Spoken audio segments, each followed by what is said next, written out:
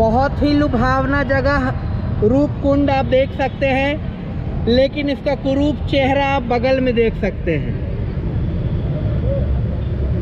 एक पोस्टर प्रदर्शित है यहाँ साइंस फेस्टिवल में Birbal Sahni institute of palaeo sciences की तरफ से, और यहाँ पे एक शोध कर्मी हम लोग के साथ हैं जो अपना परिचय देंगी और इस रूपकुंड के बारे में बताएंगे।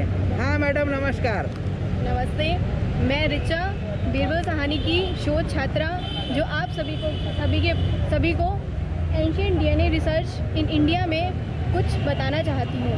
एंशिएंट डीएनए वो डीएनए है जो हम पास्ट स्केलेटन रिमेन से एक्सट्रैक्ट करते हैं।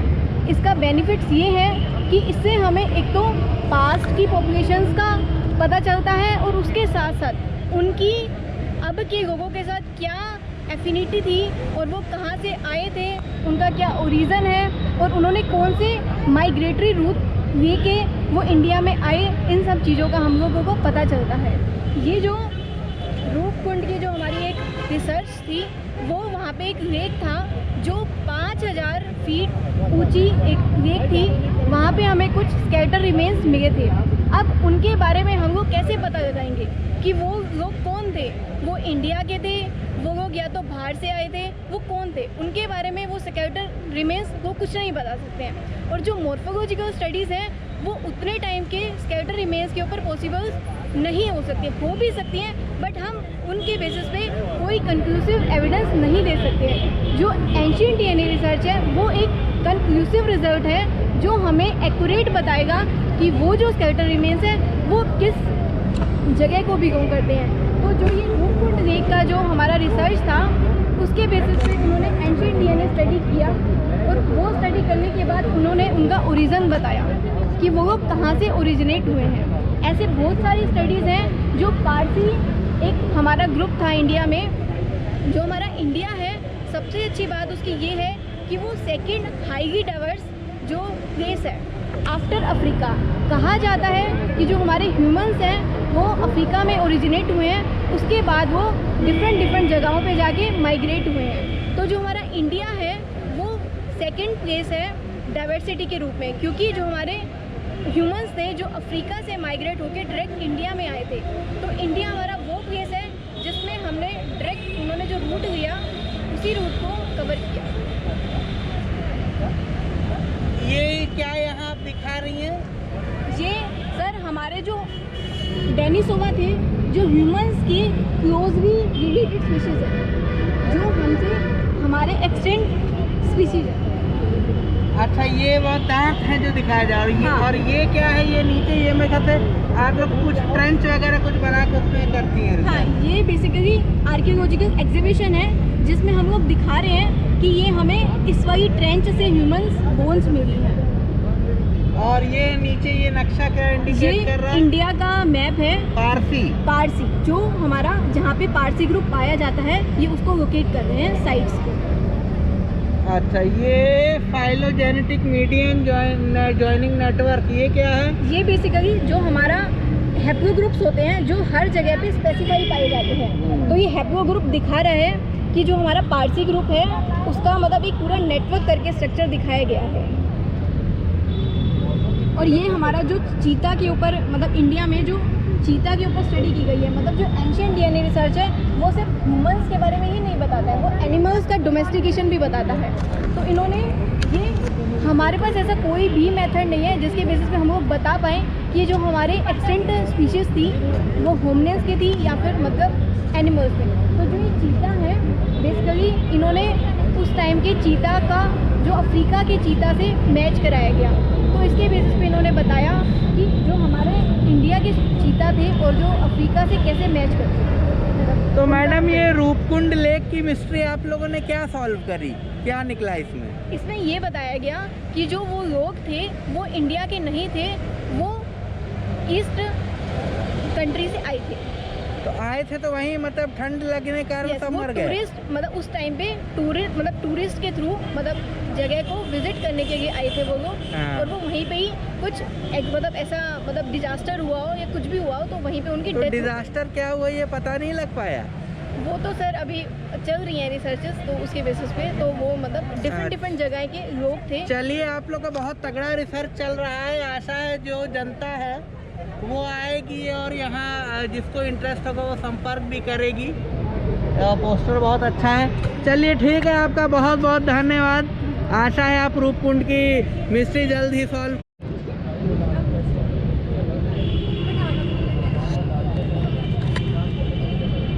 चलेगा ये सर? हाँ तो थोड़ा सा चला के दिखा दीजिए।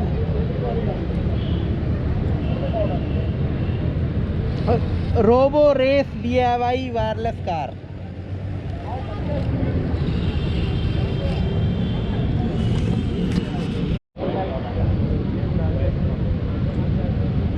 अभी इनका उड़ता हुआ आपने ड्रोन देखा होगा, ये वापस से आ गया है बैटरी चार्जिंग के लिए।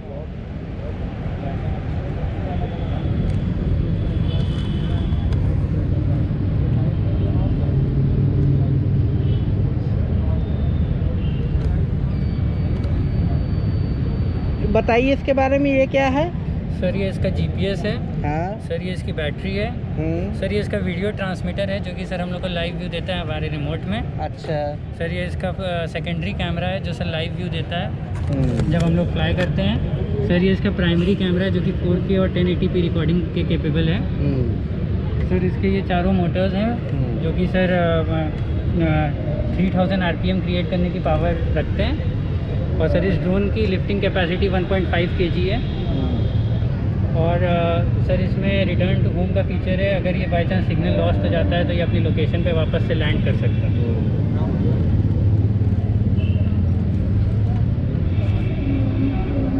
Lucknow public college of professional studies.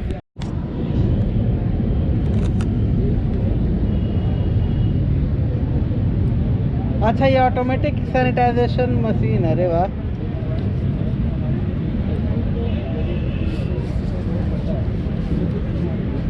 अरे बाप रे, ये तो बहुत बढ़िया है। ये सेंसर है। अच्छा अच्छा अच्छा। चलिए, बहुत ही सिंपल और बहुत अच्छी मशीन, बिना टच किए हुए ये बन जाएगा। आपका क्या नाम है? सर अभिषेक सिंह चौहान। तो आपके मन में ये विचार कैसे आया ये बनाने का? Sir we are actually in our club, artificial intelligence club, we are working together. So we thought just before this science fest and decided to bring that project because we have got that Arduino here where sir 10 centimetre which is चलो ये सही है। which is भाई हम governed by the सोच Java रहे थे कोई program, ऐसे ही गुजरेगा तो उसके भी निकल 10 जाएगा। सेंटीमीटर। हाँ पीछे। which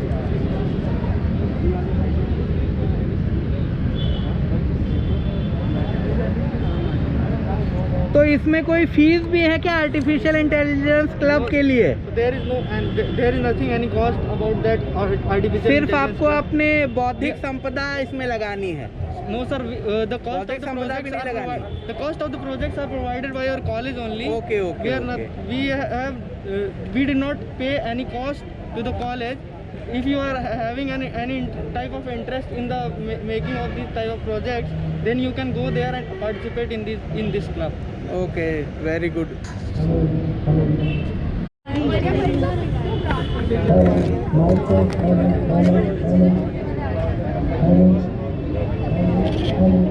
सर यहाँ पे मिल्क एडल्ट्रेशन भी हो रहा है, अगर आप जानना चाहें तो।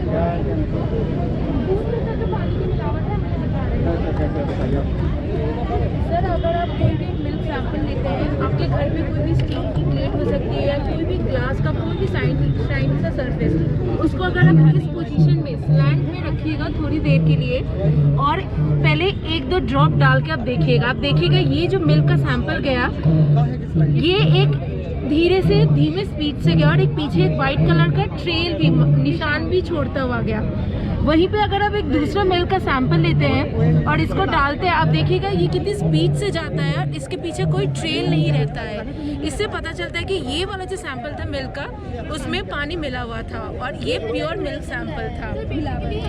और सर जो नॉर्मल जो हम घर पे कभी कभी जो वेंडर्स होते हैं वो इनमें डिटर्जेंट या कोई भी सोप, हार्श मटीरियल जब इसमें मिक्स कर देते हैं, जैसे आप ये देख रहे हैं 2 मिल्क के सैंपल है, आप इसको भी अच्छे से शेक कीजिए और इसको भी जिसमें मिलावट होगी उसमें ऐसे बबल सा एक बन जाएगा, और जिसमें नहीं होगी मिलावट वो ऐसे प्योर सा रहेगा और इसमें ऐसे वाइट शाइनी सा लेयर रहेगा। इससे पता चलता है कि ये हमारा प्योर मिल्क सैंपल है, इसमें ना डिटर्जेंट ना सोप कुछ भी मिक्स्ड है। और ये हमारा इम्प्योर मिल्क सैंपल है जिसमें डिटर्जेंट सोप कुछ भी, जिसकी वजह से ऐसा फिजीनेस ऐसे बबल्स फॉर्म होते हैं। ये घरेलू मेथड है जिससे हम मिल्क का प्योरिटी या उनका एडल्ट्रेशन चेक कर सकते हैं। अपना नाम बताएं। महाश्वेता घोष।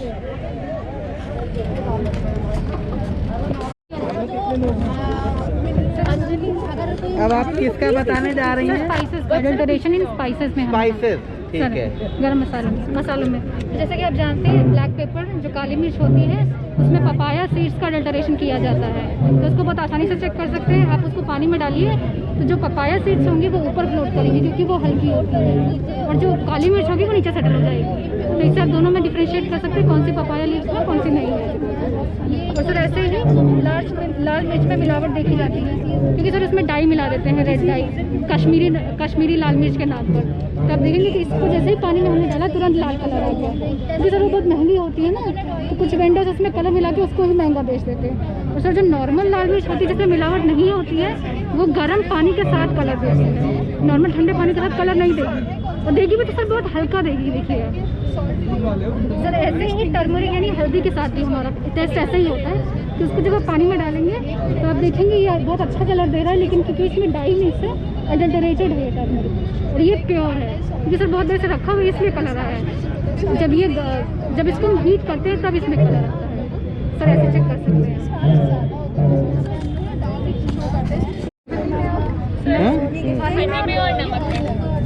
ये आप हनी और नमक में प्रतिका जोशी जी बताने जा रही हैं। जी, तो हनी में बेसिकली हम लोग शक्कर का घोल मिलाते हैं उसका, ताकि उसकी क्वांटिटी जो है वो बढ़ जाए, पर शक्कर बहुत ज़्यादा नहीं खानी चाहिए। तो हम टेस्ट करने के लिए क्या करते हैं, हमने हल्का सा शहद लिया, नॉर्मल पानी लिया, और पानी में उसको जब डालेंगे तो वो पूरे में फैल जाता है और मिक्स हो जाता है शहद। और दूसरा जब हम शहद लेंगे जिसमें शक्कर मिक्स नहीं है, उसको जब हम पानी में डालेंगे तो वो पानी में मिक्स नहीं होगा, वो आपस में नीचे बैठ जाएगा। इससे हमें पता चल जाता है कि इस वाले में शक्कर नहीं मिलाई गई और इस वाले में शक्कर मिलाई गई है। ऐसे ही नमक का है।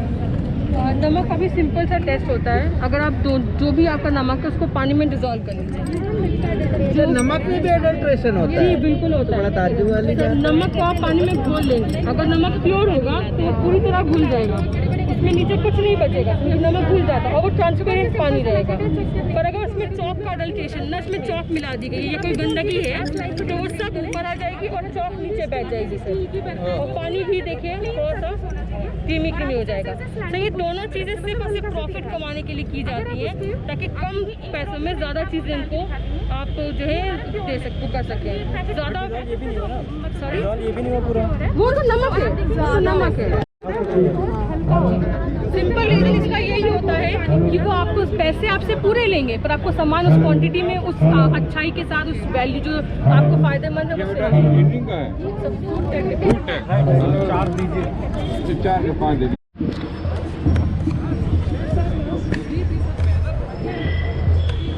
अरे यार ये तो इसमें लगेगा ही नहीं ट्राइपॉड।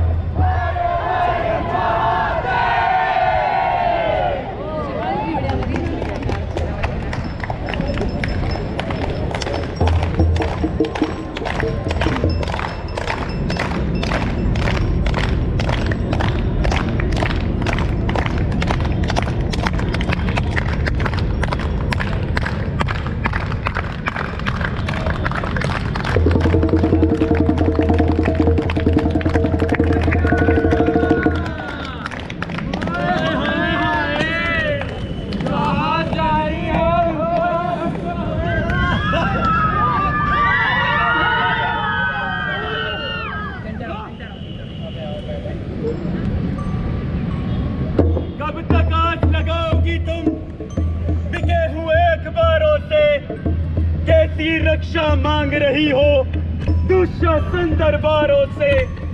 स्वयं जो लज्जाहीन खड़े हैं वह क्या लाज बचाएंगे।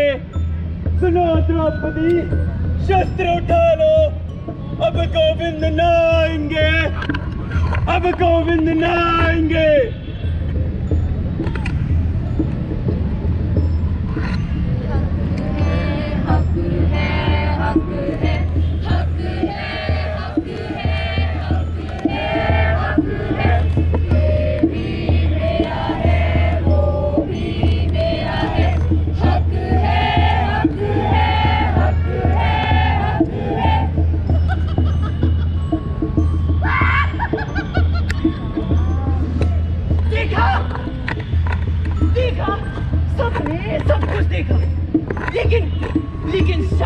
दर्द किसी को कुछ समझ नहीं आया। अरे कैसे आएगा? क्योंकि तुम सबकी आंखों के सामने एक पर्दा है और वो पर्दा हट नहीं रहा, और जब तक वो पर्दा हटेगा नहीं तब तक तुम्हें सच नहीं दिखाई देगा। तो अपनी आंखों के सामने गिरे हुए इस पर्दे को हटा कर देखो, और जो दिखे उसे सच समझ लेना। जैसा खुद है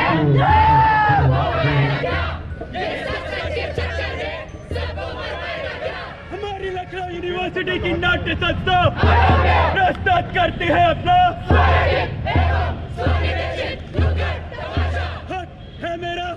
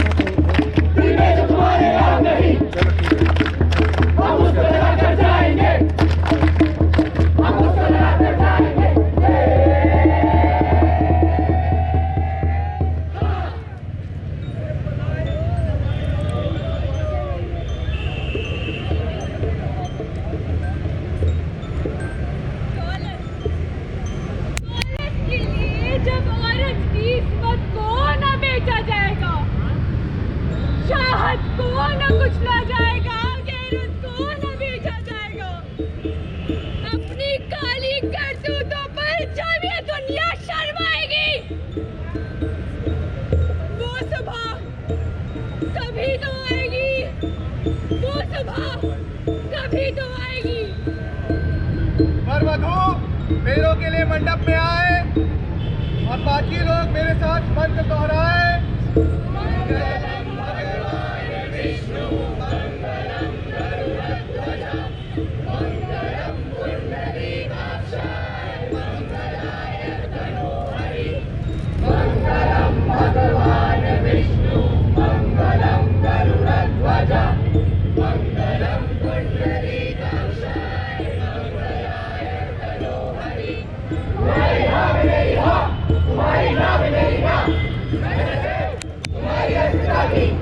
अब आपकी शादी संपन्न हुई, अब आप बड़ों का आशीर्वाद कीजिए।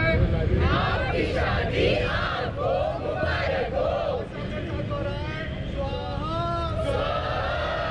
अरे भैया सही, आज तो हमारे भैया भाभी की गेस्ट करो सुहागरात है।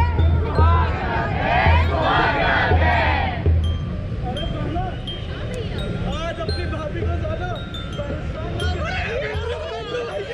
लगता है आज लंबी बारी खेलेंगे। और क्या भैया, इतने सालों से जो शिलाजीत का सेवन कर रहे हैं उसको फायदा होगा कि नहीं? अरे भैया शिलाजीत का सेवन तो पिछले 6 साल से क्या बात कर रहे हो? मतलब भैया जी के दवाई भी काम नहीं है तो शायद दुआ ही काम आ जाए। भैया ऐसे पीने लोगों की ना दुआ भी नहीं हो पा रहे हैं। भैया तो क्या हुआ भाई? है तो अपने शिविर की, भाभी के शिविर में हम घुस जाएंगे और फिर जो बचुआ होगा उससे कहेंगे कि हम है तुम्हारे पापा और ये है तुम्हारे चाचा। हटो अपने आप को दोस्त कहते हो और देखना क्या तुम लोगों को मर्दानगी देखती है ना, मैं दिखाऊंगा मर्दानगी।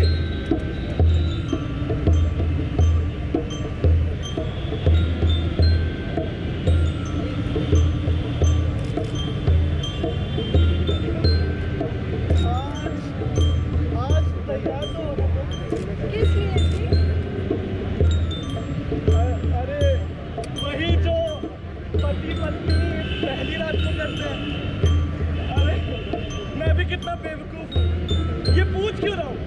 तुम तो तैयारी होगी ना। देखिए अभी मुझे थोड़ा सा समय चाहिए। क्या?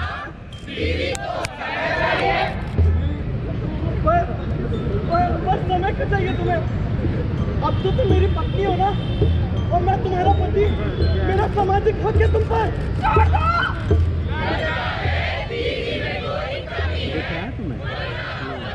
एकदम ऊंचा करना ये। अरे सर बेकार हो जाएगा, वो तो बहुत अच्छा है, मुझे लग रहा है बहुत अच्छा है। पक्का शादी की पहली रात अपने पति को मना करती है। ये नहीं होती भारतीय औरत। आज तुझे ऐसा सबक सिखाऊंगा कि तू आइंदा ना नहीं करेगी।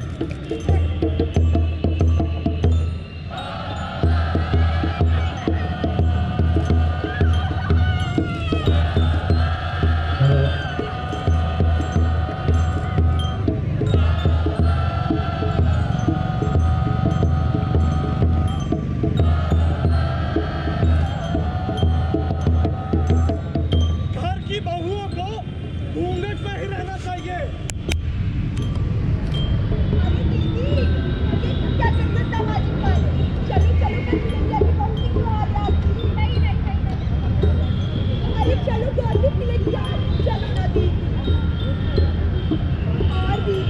कल तो मजी रहेगी आपकी। अरे तुमने करी से शिकायत बैठी हो? हाँ हाँ, सबसे बताओ, आखिरकार एक औरत ही औरत का दर्द समझती है, और नहीं तो क्या? एक भी बार इजाजत चाहिए। इजाजत नहीं मिली तो क्या इसका मतलब तुम्हारे साथ रेप हुआ है? क्या रेप हुआ है? क्या करने हो गया भैया? पति भी रेप करने लगे।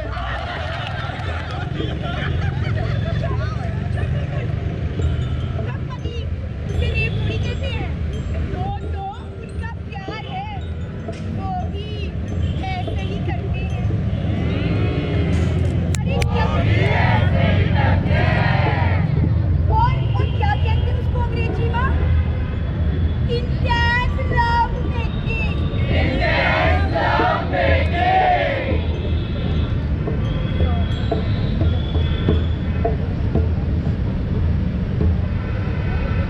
मैंने कहा था मेरी हर अनकही बात सुन लोगे। हाँ, तुम्ही ने कहा था मेरी हर अनकही बात सुन लोगे, पर फिर तुम्हारे बदन के नीचे दब दब कर चीखती हूँ मैं। फिर क्यों अनसुना कर देते हो मुझे?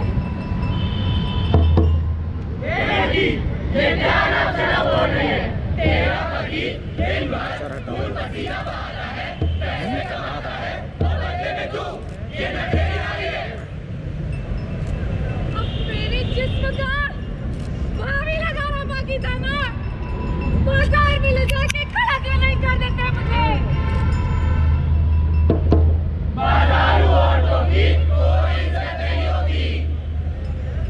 तो क्या मेरी इज्जत होती है जब छोड़ देता है वो मुझे कुछ अधमरे से हाल में, अपना मन भर के? क्या इस इज्जत की बात कर रहे थे?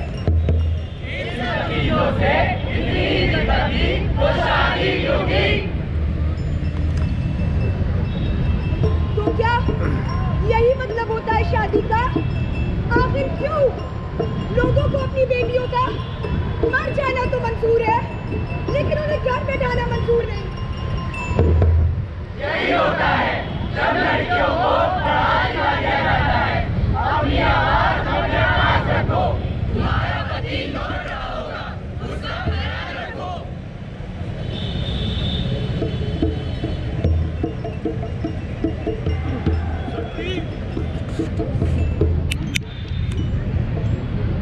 आज तो तैयार हो ना तुम? आज ऑफिस की बहुत थकान है, आज ना मत करो। मैं आप सबसे पूछता हूँ, क्या इसलिए होती है पत्नी? इसके सारे खर्चे मैं उठाऊं और ये मेरी थकान भी नहीं मिटा सकती? आप बिस्तर में लेट।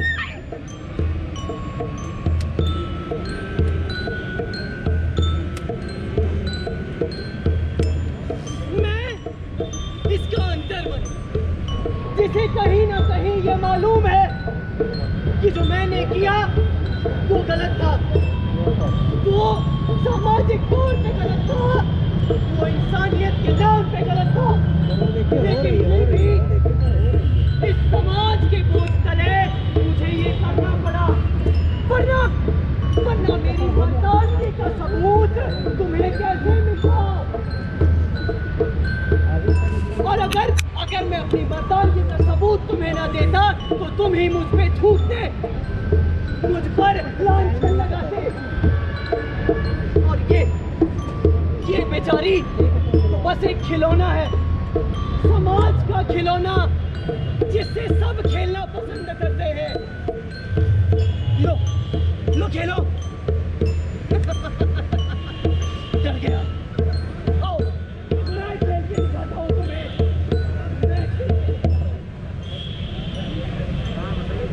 कहते हो मुझसे प्यार बेशुमार करते हो, नहीं तो जिस पर दिलो जान से मरते हो, फिर आखिर क्यों हर रात मेरी रात को इतनी बेरुखी से नजरअंदाज करते हो? इतना कुछ कहना चाह कर भी चुप रह जाते हो। शायद अपने फ्री होने का फर्ज निभाती हूँ, बिना मर्जी के भी तेरे बिस्तर पर अपना जिस्म लुटाती हूँ। क्या तूने नहीं देखे वो आंसू जो मेरी आंखों से बहते हैं, वे तेरे मर्द होने के गुमान की नहीं, मेरी मजबूरियों की दास्तान बयान करते हैं। आओ अभी इस हवस को किनारे दो। ये हाथ आज भी छोड़ दे उसे। मैं तेरी शादी उससे भी अच्छे लड़के से कराऊंगा और भी धूमधाम से कराऊंगा। बहुत और सही। अगर ये शादी नहीं भी करनी, मुझे वो भी मंजूर है। याद रखना, ये सब अगर तेरे साथ नहीं भी है, मेरा बाप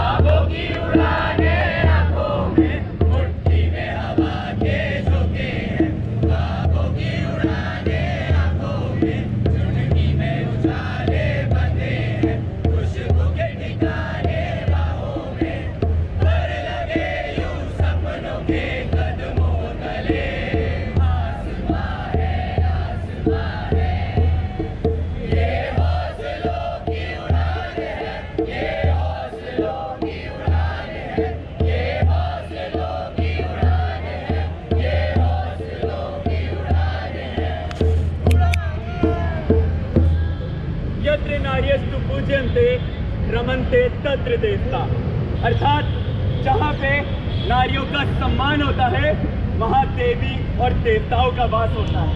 पर अफसोस हमारे भारत देश में क्या सच में ऐसा हो रहा है? आज 21वीं सदी की भी महिला अपने हकों के लिए आज भी चीख रही है, लड़खड़ा रही है, उसके कदम आप तक पहुँच नहीं रही, उसकी चीखें आपके कानों तक सुनाई नहीं दे रही। आज भी क्यों आखिर आप सब बहरे, अंधे और गूंगे बने हैं? जितने दिव्य पुरुष स्रोत प्रेरणा नारी है, पर बना दिया बिला जुल्मों में फिरती मारी मारी है। बहुत बढ़िया।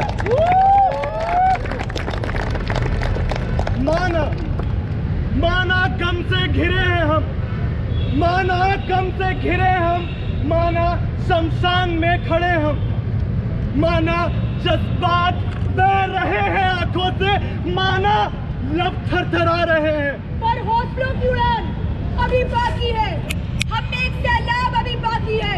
हमें ये आवाज बने, हमें अभी एक जान बाकी है, हमें अभी एक जान बाकी है।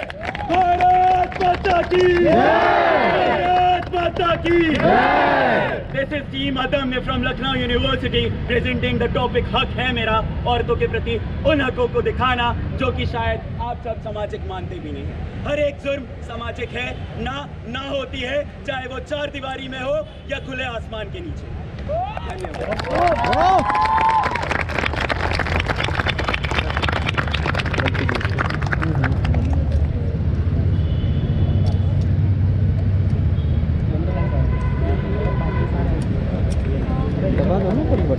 ऊपर वाला यार अभी तो कितना नहीं पता चला। क्योंकि मुझे फरवरी 29 के बाद आज तक पहली बार ऐसे लेक्चर दे रहा हूँ। मुझे ज़्यादातर वेबिनार देता रहता हूँ आजकल। और वेबिनार आपको पता ही है, एक ऐसी सेमिनार जो इंटरनेट पर होती है, उसमें एक फायदा बड़ा बढ़ गया। फायदा ये गर्मी में कैसे रह सकता है, आप देखते हैं दौर से ऊपर तो सूट टाई वाई लगा है, लेकिन नीचे आप देख सकते हैं क्योंकि किसी ऊपर का हिस्सा दिखता है, नीचे किसी को दिखता नहीं है। ये फायदा होता है, घर से आप जो है आराम से बैठ के लेक्चर दे सकते हैं और कहीं जाना भी नहीं पड़ता, कोई फ्लाइट नहीं देती है, कहीं ढीले नहीं है, कहीं वेकेशन का लफड़ा नहीं है।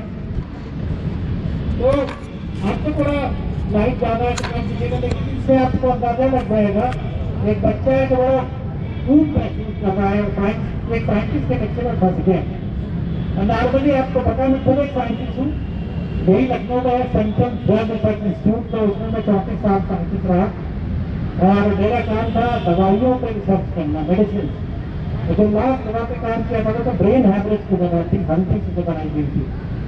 तो साइंटिस्ट के लेक्चर में आप हंसते हैं, आपकी देखिए हालत ऐसे होती है, थोड़ी देर बाद नींद आ जाती है। लेकिन आजकल कोई सोता नहीं है, अब लोग बड़े स्मार्ट हो गए हैं। वो करते क्या, मोबाइल फोन निकाल देते हैं, व्हाट्सएप से लेके फेसबुक इंस्टाग्राम सब देखा डालते हैं, स्पीकर बड़ा सब बड़े एक्टिविटी है पूरा।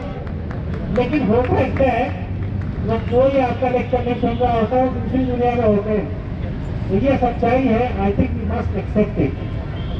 तो मैं भी एक साइंटिस्ट हूँ, तो मेरे सामने कोई दिक्कत आती थी कि लेक्चर लोग क्यों सुनना आपका, भाई आपका लेक्चर एक खास सब्जेक्ट में जो बड़ा टेक्निकल सा है, जो सामने लोग हैं उनका एरिया कुछ और है। तो मैं आज आपको एक ऐसे सब्जेक्ट के बारे में आपको एक यात्रा का लेक्चर होगा जो पूरी दुनिया में कैसे फैली, ध्यान रखने भी शुरू होते और कहाँ ये कहाँ चल रही है। That is word of science. ये आप शायद देश गेस कर सकते हैं, बता सकते हैं मुझे कौन सा देश है, क्या आप गेस कर सकते हैं? सिंगापुर। यस, तो यहीं पे एक नेशनल यूनिवर्सिटी ऑफ सिंगापुर है जो विश्व की बहुत अच्छी यूनिवर्सिटीज में से एक है। यहाँ मेरे लाइफ का पहला लेक्चर था और जो मुझे बोलना था वो बड़ा बोरिंग टॉपिक था, development of drugs and pharmaceutical industry in developing countries. नाम से ही आपको नहीं आने लगे, तो मैंने सोचा कि मेरे लेक्चर में सुनेगा तो हम। तो मैं साइंटिस्ट के अलावा एक बहुत अच्छा कार्टूनिस्ट हूँ और मेरी ड्राइंग बहुत अच्छी है, बचपन से बहुत गिफ्टेड, मैं कुछ भी बनाने मुझे सेकेंड्स लगते हैं। बाई चांस एक घटना हुई जिससे मैं कार्टून बनाने लगा, उसमें साइंस ही कार्टून बहुत सारे बनाने लगा और वो साइंस रिपोर्टर मैगजीन एक आते उस पर छपने लगे।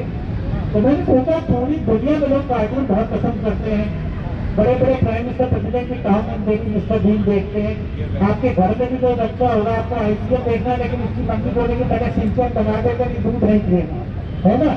वो छोटा बच्चा जो है प्रोमिनेंट इतना हो जाता है कि उसकी कमांड पे सारा चलना है घर, और उसको अगर कार्टून में तरफ देखना है तो देखना है। तो मैंने सोचा जब कार्टून पूरी दुनिया में इतने पसंद किए जाते हैं तो साइंस की तरह इस्तेमाल करें। और यहाँ पे जब मैं खड़ा हुआ तो मेरे लाइफ का ये पहला लेक्चर था। अच्छा, जब आप पहली बार अगर खड़े होते हैं तो आपकी टांगों आगे कांपती रहती है, हालत बड़ी खराब रहती है। और दूसरी बात है कि आपको लगता है लड़के 2 आंख से, लड़कियाँ 4 आंख से आपको देख रही है, तो आप और कॉन्शियस हो जाते हैं बहुत बुरी तरह से। तो वही मेरी हालत थी, पहला लेक्चर, पूरी दुनिया के लोग, पूरा ऑडिटोरियम भरा हुआ था और मेरी हालत खराब था। सारे देवी देवताओं को सिंगापुर में भारत के देवताओं को याद कर रहा था, भगवान किसी तरह लेक्चर हो जाए। अब मैं जब लेक्चर शुरू हुआ तो मैंने जैसे मैं खड़ा हुआ मेरे ऊपर बिजली की गई। चेयरमैन साहब ने कहा 10 मिनट में लेक्चर खत्म कर। हमें 1 घंटे का लेक्चर तैयार करके गया था। अगर पहले लेक्चर होते थे छोटी छोटी स्लाइड प्रोजेक्टर से हुआ करते थे, एक स्लाइड अंदर जाती थी, एक बाहर आती थी, तो उसमें जो आप पिता का स्लाइड बढ़ा सकते उसमें कोई चांस नहीं था। तो मैं आप करना सोच रहा था भाई सब हिम्मत थी, वो नाम दे गई।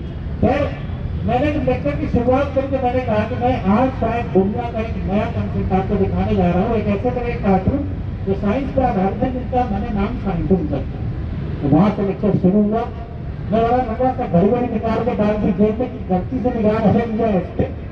लेक्चर जब खत्म हुआ तो मैंने घड़ी देखी तो मैंने कहा तो 1 घंटा बोल करा। चेयरमैन साहब को तब उनको भी याद आया कि उनको घंटी बजानी थी, 10 मिनट बाद भूल गए थे। और इस तरह से क्या हुआ, अनजाने में एक नया शब्द दुनिया में आ गया, साइंटिस्ट, जो 1988 26 मई के पहले नहीं था। और इस लेक्चर में मुझे पहला अंतर्राष्ट्रीय पुरस्कार दिया। यहाँ से कहानी शुरू होती है। तो मैं आपको एक लेक्चर दे रहा हूँ मैं आपको हाथी की तरह मैं आपके बीच का हूँ कि कैसे जब आप कोई चीज शुरू करते हैं क्या दिक्कतें होती हैं, कैसे उसको आप अंतर्राष्ट्रीय स्तर पर ले जाते हैं। तो साइंटिस्ट है क्या, बेसिकली ये कार्टून्स ही है जो साइंस पर आधारित है। और इनका काम आपको सिर्फ हंसाना नहीं है कि आपके मुस्कुराहट लाते हंसा दें, बल्कि आपको साइंस के बारे में बड़े टेक्निकल सब्जेक्ट जैसे नैनो टेक्नोलॉजी, जीनो टेक्नोलॉजी, उसके बाद माइक्रोबायोलॉजी या मास स्पेक्ट्रोमेट्री, ये बड़े टेढ़े सब्जेक्ट हैं जिनके कैसे आपको साइंस के कार्टून के द्वारा आपको ये इतना इंटरेस्टिंग बना देंगे आप उसको समझ लें। अब मेरे साइंटिफिक में क्या होता है, एक तरफ साइंटिफिक इन्फॉर्मेशन की लगती है, मेरे कार्टून आता है, जो कार्टून बोलता है वो सबसे नीचे होता है। तो ये बेसिक खाता है। मेरे तो पहले लाखों लोग दुनिया में साइंस कार्टून बना रहे थे, ऐसा नहीं था, लेकिन शायद किसी ने ये तरीका नहीं सोचा था कि साइंस को कार्टून के साथ जोड़ के एक नया चीज शुरू की है। तो मैं आपको एक ऐसा कार्टून दिखाने जा रहा हूँ जिसने लखनऊ की सूरत बदल दी। वर्ल्ड इन्वायरमेंट डे आपको पता है 5 जून को होता है। शासन का फंक्शन था, उत्तर प्रदेश शासन का। मंत्री जी मेरे बगल में थे, पर्यावरण मंत्री, प्रिंसिपल सेक्रेटरी जो थे, एक IAS ऑफिसर थे, डायरेक्टर इन्वायरमेंट, सब लोग बैठे हुए थे। और ये 25 साल पुरानी बात है। 25 साल पहले लखनऊ नगर निगम में कूड़े का ट्रक ऐसे कूड़े लेके निकलता था खुला हुआ। अगर आप इसके पीछे हैं तो भगवान ही मालूम है आप निकल के आके देखा है, भिगवा जूता है, पॉलिथीन, कुछ और कचरा। और इसकी खास बात थी, इस ट्रक की बड़ा महान ट्रक होता था। आपने कहावत शुरू होगी ना कि महापुरुष जिस रास्ते से जाते हैं अपने पश्चिम में छोड़ते जाते, ये कूड़ा गिरा के निकल गया इधर से जाता था, आप इसको ट्रैक कर सकते थे इधर कूड़ा गया हुआ है।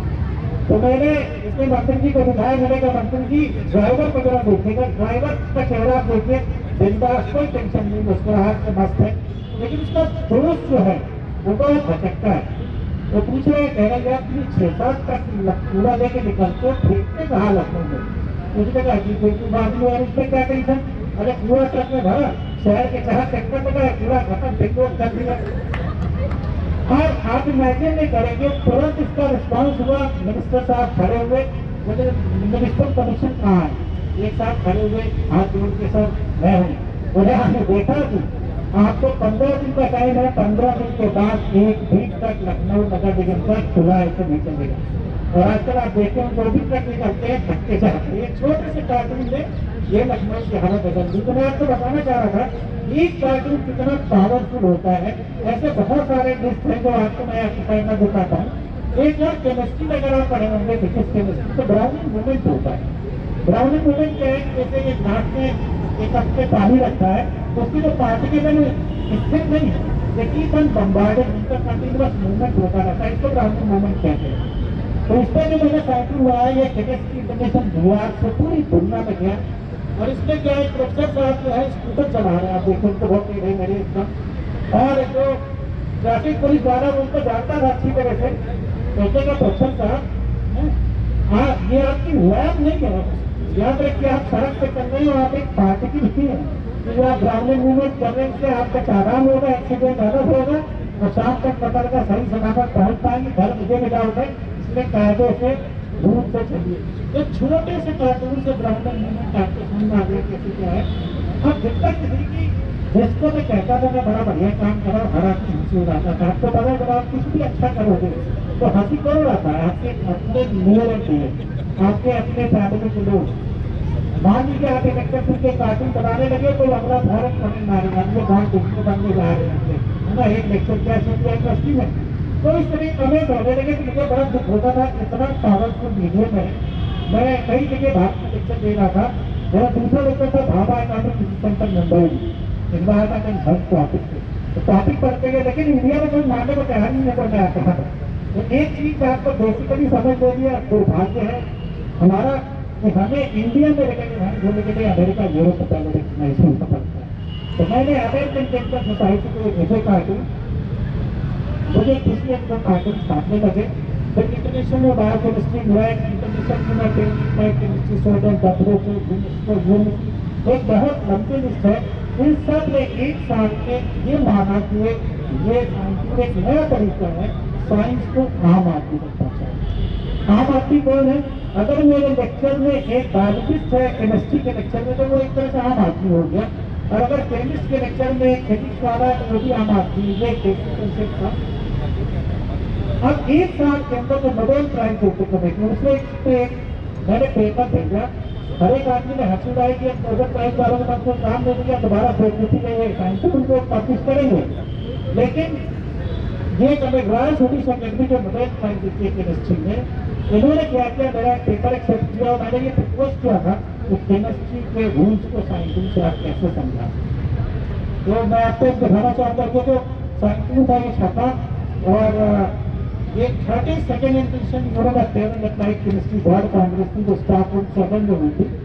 अब इसमें SPDF रूल एक फुट रूल आपको सुना होगा। एटम आपको याद है, एटम के बीच में न्यूक्लियस होता है, न्यूक्लियस के चारों तरफ राउंड सर्कल पाथ में इलेक्ट्रॉन घूमते रहते हैं, जो रास्ता में ऑर्बिटल कहलाता है। तो ऑर्बिटल क्या है, SPDF, S में 2 इलेक्ट्रॉन होते हैं, P में 6, D में 10, F में 14। तो अब यहाँ पर अगर P ऑर्बिटल की हम बात करें, उसमें 4 इलेक्ट्रॉन हों, तो ऐसा नहीं कि पहले में 2 चले गए, दूसरे में 2 चले गए, तीसरा खाली है, तो नहीं।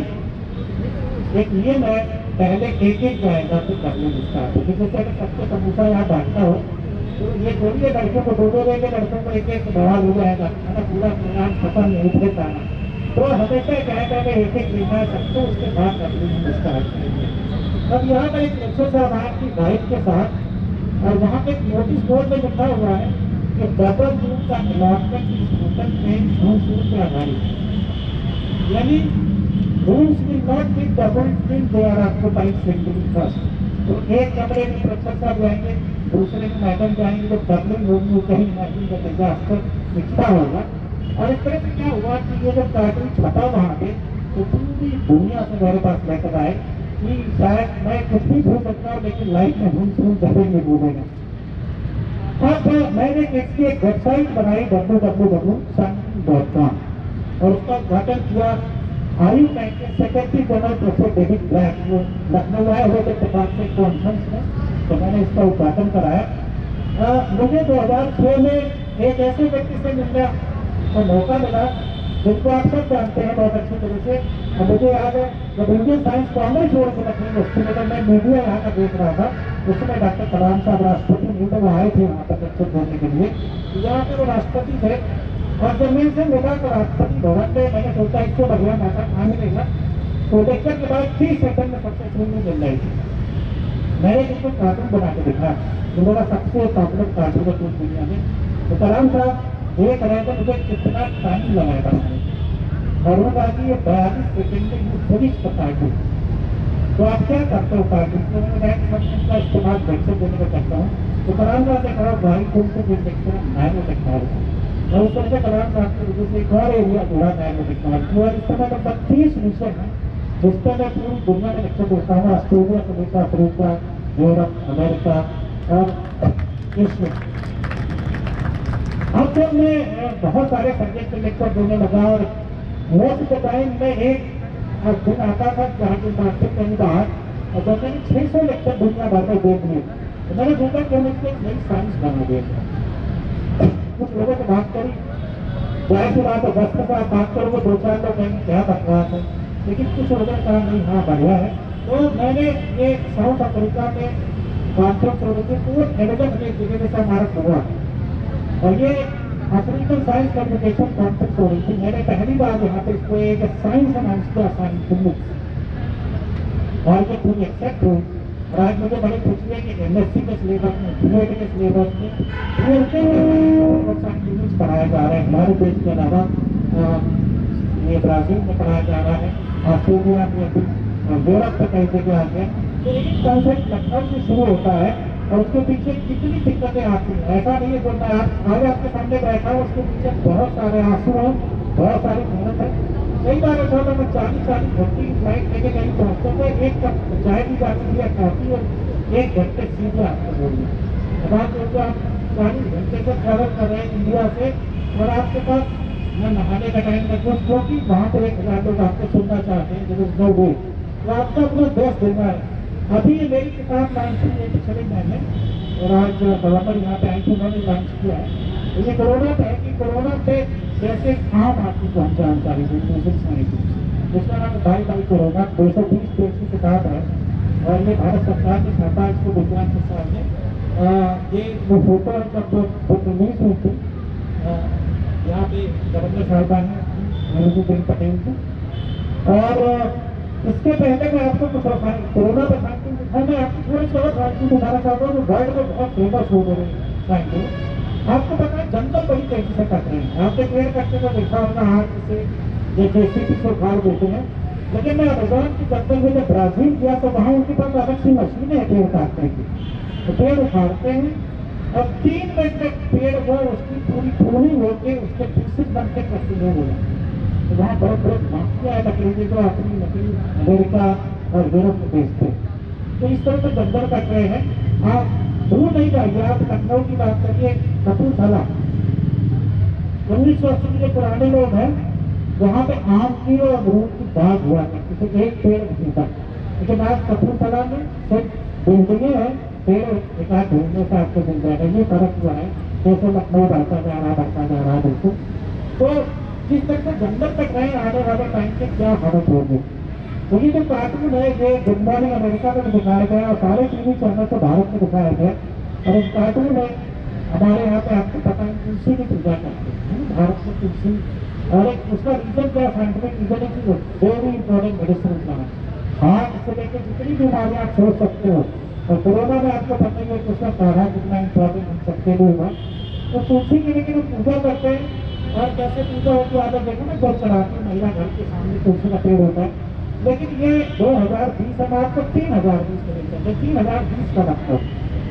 यहाँ पर ये दोनों बात कर रहे हैं कि बेटी है जिनकी दादी की दादी की दादी की दादी की दादी की जो है वो लखनऊ यूनिवर्सिटी के पीछे का एरिया था, वहाँ रहती थी खबरा में। और उस समय उनके पास असली तुलसी का पौधा होता था 1000 साल पहले। और 24 मेगापिक्सल का डिस्टेंस कैमरा भी था जिसको फोटो खींच के लैमिनेट करा के दस्तियों को छोड़ने की अच्छे। तो हालत में होगी क्या एक दिन मिल आ जाएगा, भले जाए, लेकिन जो आपको कहीं से कार्टून बुलाता है कि हम जा पा रहे हैं। अमेजोन में मैं ब्राजील के कार्टूनिस्ट के साथ काम कर रहा हूँ कि अमेजोन को जंगल कैसे बताया। मैं आपको पता है दुनिया के सबसे बड़े रेन फॉरेस्ट अमेजोन के जंगल, और इसमें हम लोग डिजाइन कर रहे हैं साइंटिस्ट के यहाँ पे फिर 3020 का मामला समझ लीजिए आप। 1000 साल बच्चे आज के फोटो ले लीजिए और फोटो आज से 1000 साल बाद लोग देखें तो वो तो समझ में आ जाए। पीछे चिड़िया है, ये 10 बार अगर दम मारती मछली पकड़ने के लिए 10 बार चिड़िया पकड़ लेती।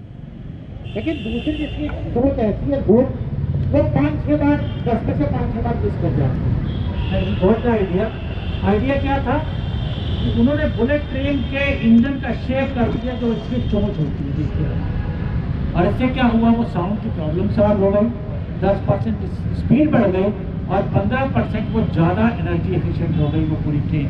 और आप सोचो मैं अभी चाइना गया था तो वहाँ पे 2 बुलेट ट्रेन खड़ी थी एक स्टेशन पे, बड़े आराम से आई गई, लग ही नहीं रहा था कोई एक्स्ट्रा नहीं ब्लास्ट होने वाला, कुछ नहीं, नॉर्मल स्पीड पे आ गई। तो एक छोटी सी किंगफिशर बर्ड से आज बुलेट ट्रेन चल रही है। अगर ये वाकया न होता तो बुलेट ट्रेन बंद हो गई होती। आपको याद है कंकॉर्ड सुपरसोनिक प्लेन बंद हो चुका है। अभी हम डॉक्टर मेहत्रा गए थे फ्रांस, तो वहाँ जो चार्ल्स ड गॉल एयरपोर्ट है उसको हवा में एक शोपीस की तरह लगा दिया गया है। तभी वो न्यूयॉर्क से लंदन सिर्फ 3 घंटे में पहुँच जाता है, जबकि न्यूयॉर्क से लंदन 8 घंटे लगते हैं। ये वो ट्रेन है जिसकी मैं बात कर रहा हूँ, 603 किलोमीटर प्रति घंटे पे चलती है ये। और इसका जो वीडियो है अभी चल नहीं पा रहा है किसी वजह से, नहीं मैं आपको दिखाता कि कैसे पूरा एक्सपेरिमेंट करके उन्होंने 0 से 603 तक पूरी रिकॉर्डिंग करी है इसकी। अब ये एक आपके सामने बड़ी अजीब चीज मैं बताने जा रहा हूँ। अक्सर आपके फैमिली में देखा होगा आपने, थोड़े दिन पहले क्या हुआ था, मेरे एक दोस्त की मदर की डेथ हो गई। मैंने पूछा क्या हुआ, आंटी तो बिल्कुल ठीक ठाक थी, ना डायबिटिक थी ना हार्ट पेशेंट थी, हुआ क्या? बोले मम्मी जो थी वो बाथरूम में फिसल गई तो हिप बोन फ्रैक्चर हो गई, और चूंकि ऑपरेशन हो नहीं सकता था इस एज में, तो हुआ क्या कि उसमें क्रॉनिक इन्फेक्शन हो गया और उनकी डेथ हो गई, क्योंकि मम्मी की एज करीब 86-87 साल थी। ये हम सबके घर में होता है, हम लोग बाथरूम में अक्सर गिर जाते हैं। आप यंग हैं तो कुछ नहीं होगा, लेकिन बड़े बुजुर्गों पे ये जानलेवा इसलिए हो जाता है क्योंकि बूढ़े स्टेज पे बोन्स ऑलरेडी वीक हो जाती है, ऑस्टियोपोरोसिस एक बीमारी होती है, आपको पता है, वीकनिंग ऑफ द बोन्स। अब ये तो समस्या हो गई, सोल्यूशन देखिए कहाँ मिलता है। रेन फॉरेस्ट वर्षावन जहाँ पे एक छोटा सा मेढक होता है, इसको ट्री फ्रॉग बोलते हैं, इतना बड़ा होता है, मेरी हथेली पे आ जाएगा। ये जो है ये चलता कैसे है, अगर ये वीडियो चल गया तो मैं आपको दिखाऊंगा कि ये कैसे चलता है।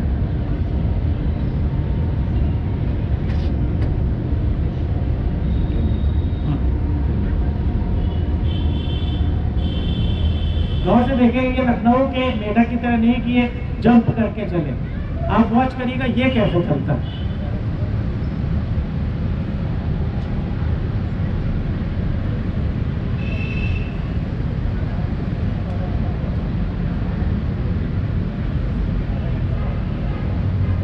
देखिए ऐसे वॉक कर रहा है। अब एक मैं एक चाइनीज साइंटिस्ट से मिला चाइना में, उस आदमी से इतनी सी घटना देखी, लेकिन देखिए दिमाग में उसे क्या था, उसे सोचा काई यहाँ डमी है, ये रेन फॉरेस्ट एरिया है, फिसलन है, लेकिन ये कभी गिरता नहीं है। अब उसके दिमाग में आइडिया क्यों नहीं गिरता है, तो उसने क्या किया, उसका पूरा एक पैरों की स्टडी किया, तो पता लगा 1 स्क्वायर सेंटीमीटर में कई हजार ग्रिप पॉइंट है जिससे पकड़ बना देता है, तो इसलिए नहीं गिरता है। बस उसने क्या किया, वो डिजाइन कॉपी करके ऐसे जूते चप्पल सैंडल बना दिए कि फ्यूचर में आप कितनी भी स्लिपरी सरफेस पे आप चलो, आप कभी गिरोगे नहीं। तो आप सोचिए इस एक छोटी सी रिसर्च, एक मेढक के काम से कितने लोगों की जिंदगी बचेगी।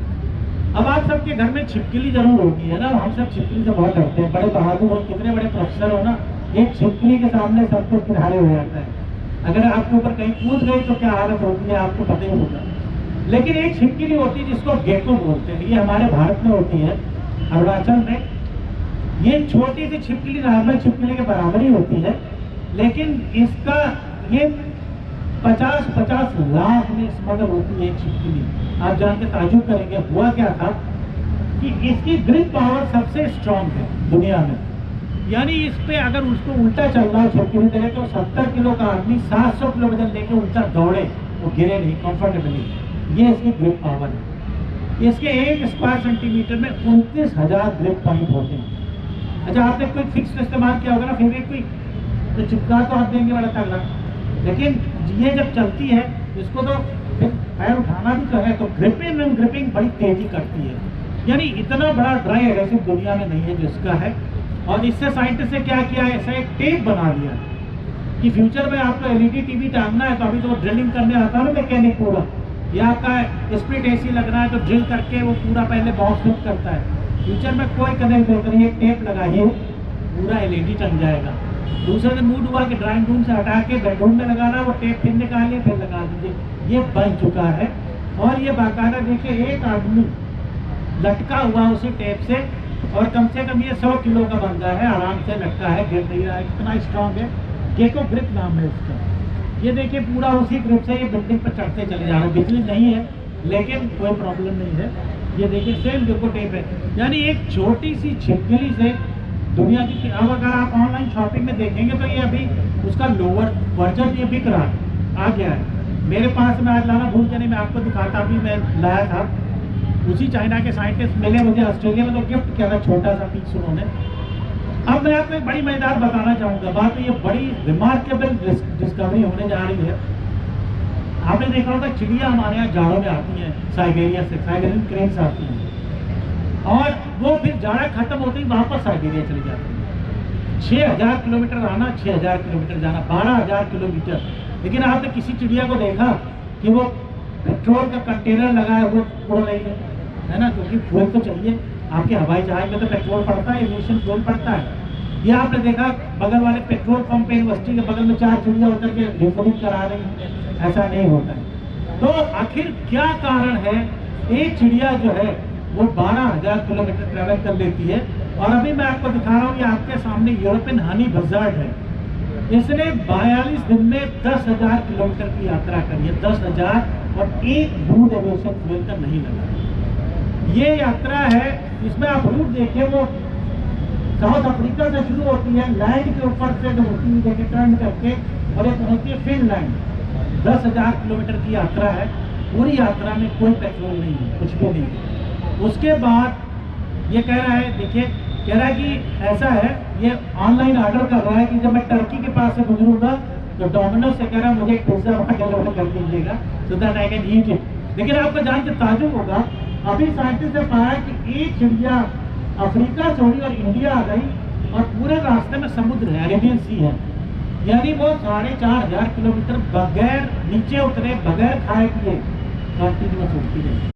अब नाज़रीन कमेटी को विभूति जी को मुझे मौका दिया यहाँ आने का और मुझे बेहद खुशी हो रही है यहाँ आ करके, क्योंकि यूनिवर्सिटी से ही खुशी पाने का आप बहुत से चीज़ें कर रहे हैं, योगा, मेडिटेशन, फिर हो रहा है, ये सब कर रहे हैं। वो भी अभी मैं थोड़ा समझाऊंगा कि आप कैसे अज्ञानता से कितने दुखी रहते हैं और आपके सारे काम दाम करने के तरीके खुश होने के लिए बेकार हो जाते हैं। और फिर सिर्फ that you have to be knowledgeable and then you have to live scientifically.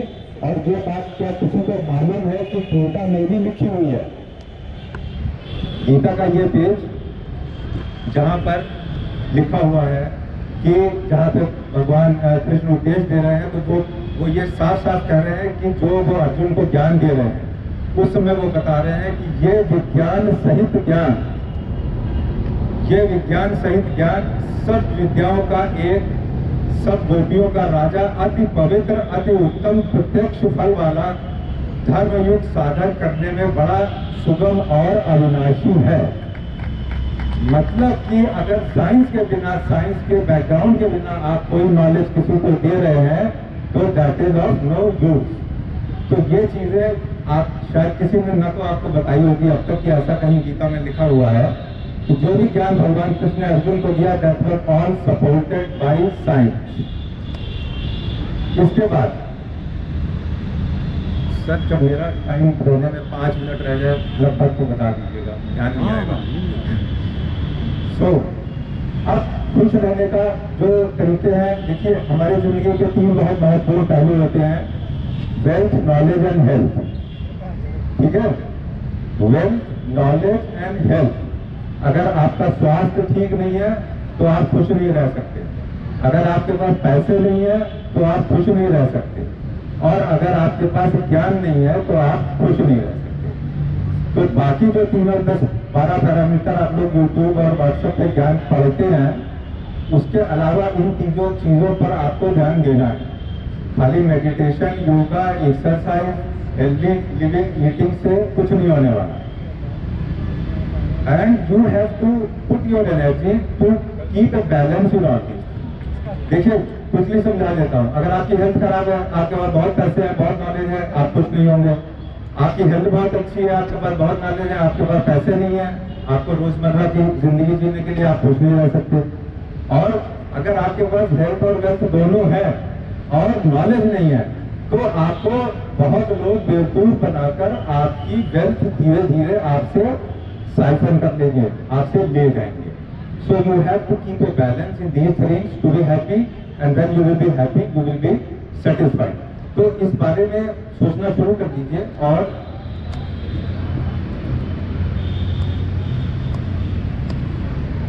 अब हम थोड़ी सी बात, क्योंकि यहाँ पर हम लोग कोरोना की बात भी होती ही रहती है, उसके बारे में भी बात करेंगे। बट जस्ट गाइस, देखिए घबराइए नहीं लाइफ में। हम सबसे ज्यादा क्या परेशान होते हैं, मैं आज आप लोग को जितने लोग यहाँ पर सुन रहे हैं उनको आज बीमारी से घबराने की जरूरत ही नहीं पड़ेगी इस स्लाइड को देख लेने के बाद। हम हमारे सबसे ज्यादा बहुत बड़ा फियर है हमारे दिमाग में, कोरोना तो 8-10 महीने से है, लेकिन इससे पहले भी हर एज में, हर उम्र में हम बीमारी को लेकर डरते रहते हैं।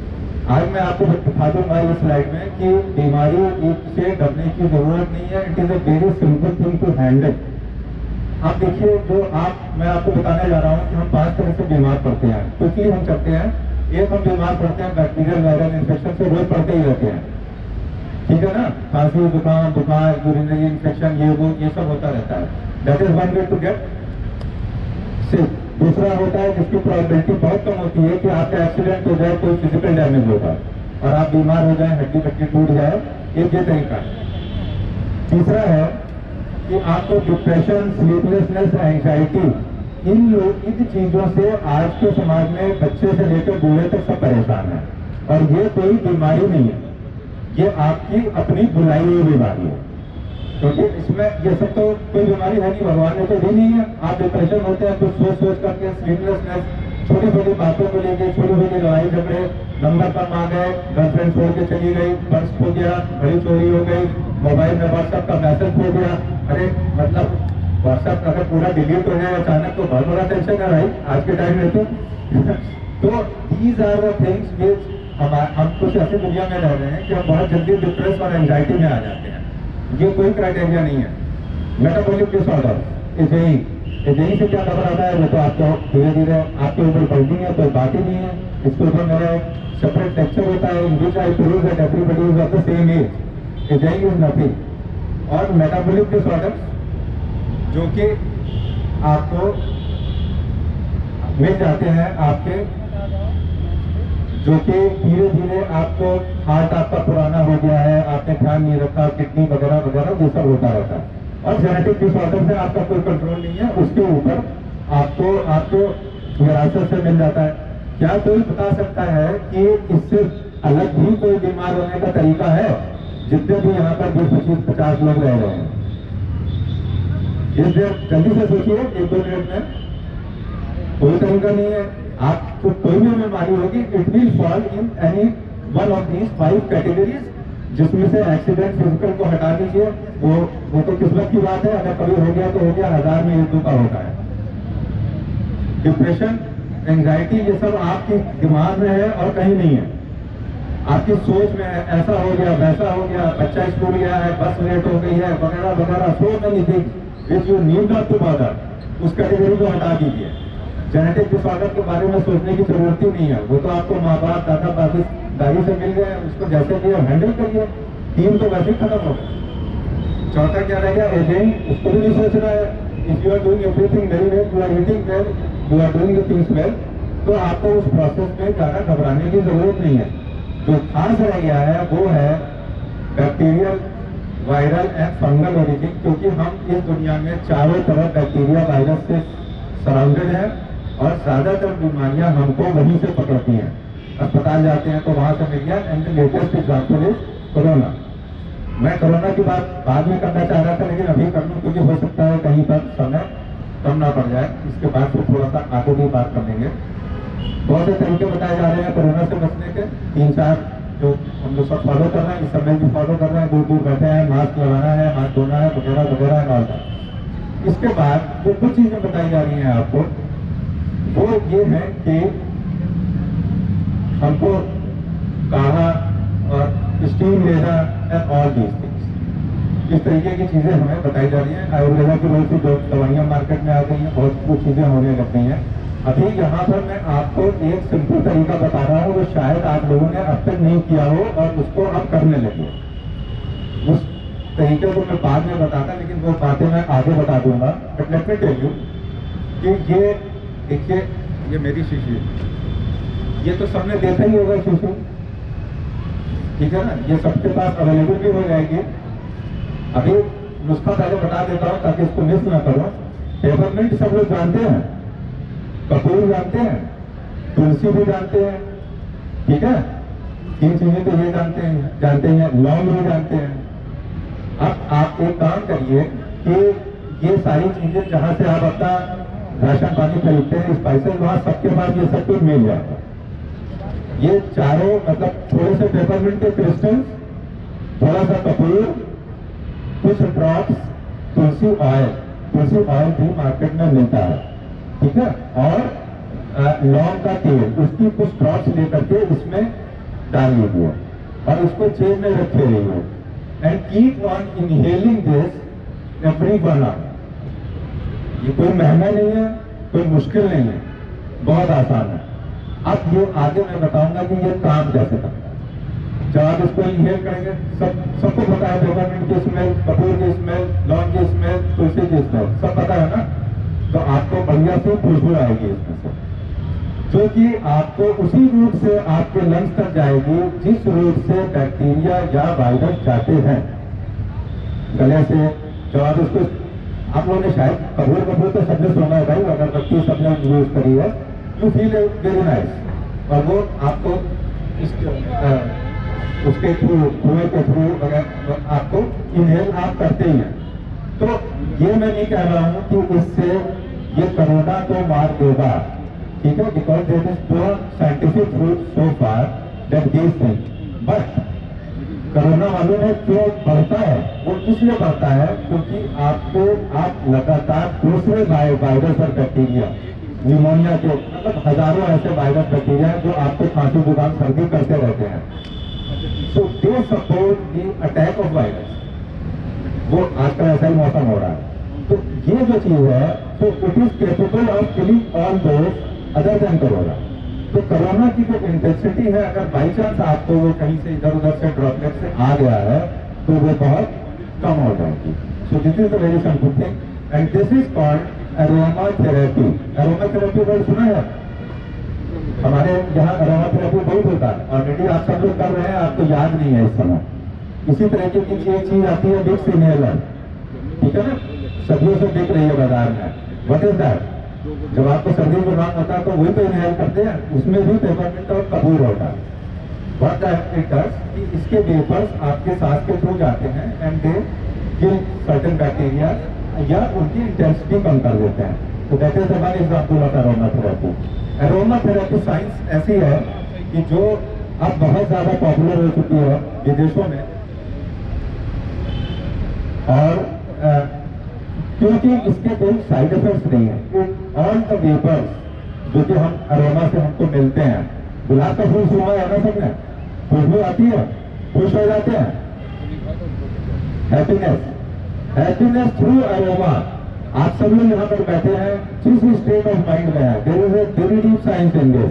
अगर आप सब लोगों को अभी एक गुलाब का फूल दे दिया जाए और आप सुनिए, आप लोग जिस मेंटल लेवल पर है उससे थोड़ा सा एलिवेट हो जाएंगे। क्यों हो जाएंगे? ऐसा तो है नहीं कि गुलाब को देखकर आप खुश हो जाएंगे, क्या हो गया? It is because the smell which is coming out of from the rose, you are inhaling it, it is going into your brain, it is stimulating secretion of some happiness hormones. So that is aroma therapy. आप लोग को खाली एक थोड़ा सा concept बताया है aroma therapy का। कभी पता नहीं, फिर कभी कुछ मौका होगा, यूनिवर्सिटी आएंगे, कुछ प्रोग्राम होगा तो मैं भी एलिवेटेड और ज़्यादा खत्म होने को भी है, पर फिर भी थोड़ा बहुत आगे बढ़ते हैं। एक साइंटिस्ट टू नेचर, डॉक्टर साहब ने बहुत अभी बताया है कि जब be close to nature as much as you can anything. इसको हमेशा ध्यान रखिए, आप लोग को काफी उम्र अभी कम है। Anything which is not made by nature your body doesn't accept it. एकदम सीधा फॉर्मूला है। कोई दवाई वगैरह जो सब आप खा रहे हैं, जो कुछ भी कर रहे हैं, वो जाती है, अपना काम करती है। अगर बॉडी से एक्सक्रीट हो गई तो हो गई, otherwise it will not be accepted. ये कहीं ना कहीं जमा हो जाएगी और कुछ ना कुछ नुकसान करेगी। सो अपने को सिस्टम में ऐसा लाइए कि आपको ऐसी चीजें, इसको हम लोग देखते हैं dust, they are not created by nature. हम लोग बचाव करते ही है ना, anything if it is going to a system. तो इसीलिए ये स्लाइड बनाई है कि दवाइयों को इस तरह से अपने बॉडी में एक्यूमुलेट ना होने दीजिए। So and about that thing which I was talking, जो किसी तरह की बीमारी है, इतनी ज्यादा चीजें हैं, इसमें से 5-10 तो सबको रोग होती होंगी। दिखाई दे रही है आप लोग को? उस पर अब तो थोड़ी रोशनी कम हो गई है। Health, exercise, no sleep, stress, fear, worry, critics, न मालूम क्या क्या, 5-10 तो रोज ही झेलते हैं सब लोग। So just keep them out. मैं जरा उल्टा ही बोलता हूँ साइंटिस्ट होने के नाते, ये जबरदस्ती नहीं है सुबह उठना, मन नहीं है तो मत उठिए, काम करने का मन नहीं है तो मत करिए। Okay sir. तो अपने बॉडी को जरा जैसा ईश्वर ने बनाया वैसे ही रहने दीजिए। भगवान ने इतने काम करने के लिए नहीं भेजा कि सुबह से जाओ तो ड्यूटर पे लग जाओ और ये करो वो करो। Whatever you feel, you are feeling happy in doing. खाना मैं सब उल्टा बोलता हूँ, सॉरी टू से, टाइम से खाइए, टाइम नहीं भैया, जब मन करे तो खाइए। And I do it all this through out my life, what ever I preach I follow, and my age is 65 years। मेरे को तो ईश्वर की दया से, आप लोग की कृपा से, दोस्तों की इससे कोई समस्या नहीं है। तो अपने शरीर को जरा जैसा भगवान चाहते हैं वैसा फॉलो करवाइए, बाकी चीजें तो भाई मजबूरी है, करनी पड़ेगी। सो दूसरी बात, हम जब दुनिया में पैदा होते हैं तो आप ये समझ लीजिए कि हम सारी दुनिया के लिए कस्टमर। ये सारी चीजें हैप्पीनेस से जुड़ी हुई है कहीं ना कहीं। अगर ये आपके दिमाग में वो बातें नहीं करना चाहता तो आप सुबह से शाम तक हैप्पीनेस व्हाट्सएप और यूट्यूब पे करते हैं। इन बातों का ध्यान रखिए। आप जैसे ही पैदा होंगे you are a customer for everybody. Hospital के लिए आप कस्टमर हैं, स्कूल के लिए कस्टमर हैं, जो लोग अपना खाने पीने का सामान बेच रहे हैं उसके लिए आप कस्टमर हैं, डॉक्टर साहब के लिए कस्टमर है, बनिए के लिए कस्टमर है, वकील के लिए कस्टमर है। For everybody you are a customer. तो क्या आप जिंदगी भर इन्हीं लोगों को खिलाते रहेंगे? जो भी कमाएंगे, जो भी वक्त आपके पास है, 2-4 चीजें ही हैं, क्या इन सबको देते रहेंगे तो खुश कैसे रहेंगे? तो जहां तक कोशिश हो आप कस्टमर ना बने। कोशिश करें कि आप डॉक्टर के कस्टमर ना बने, वकील के कस्टमर ना बने, वरना तो सुबह शाम वकील साहब के तारीफ लगवाए बैठे तो खुश कर रहे। लेकिन जहां तक करने के लिए आपको अपनी चीजें, अपनी आदतें, अपने काम करने के तरीके वो सब चेंज करने पड़ेंगे। बहुत सी चीजें हैं, ये मैसेज तो क्या व्हाट्सएप पर भी आ रहा है, ये सब छोड़िए। और अब मैं 2 स्लाइड करके खत्म कर लूंगा और थोड़ा सा तुलसी के बारे में बताऊंगा। बस 3 थिंग्स। जिंदगी में एक टाइम टेबल बना लीजिए अभी। And of course, then we have more complex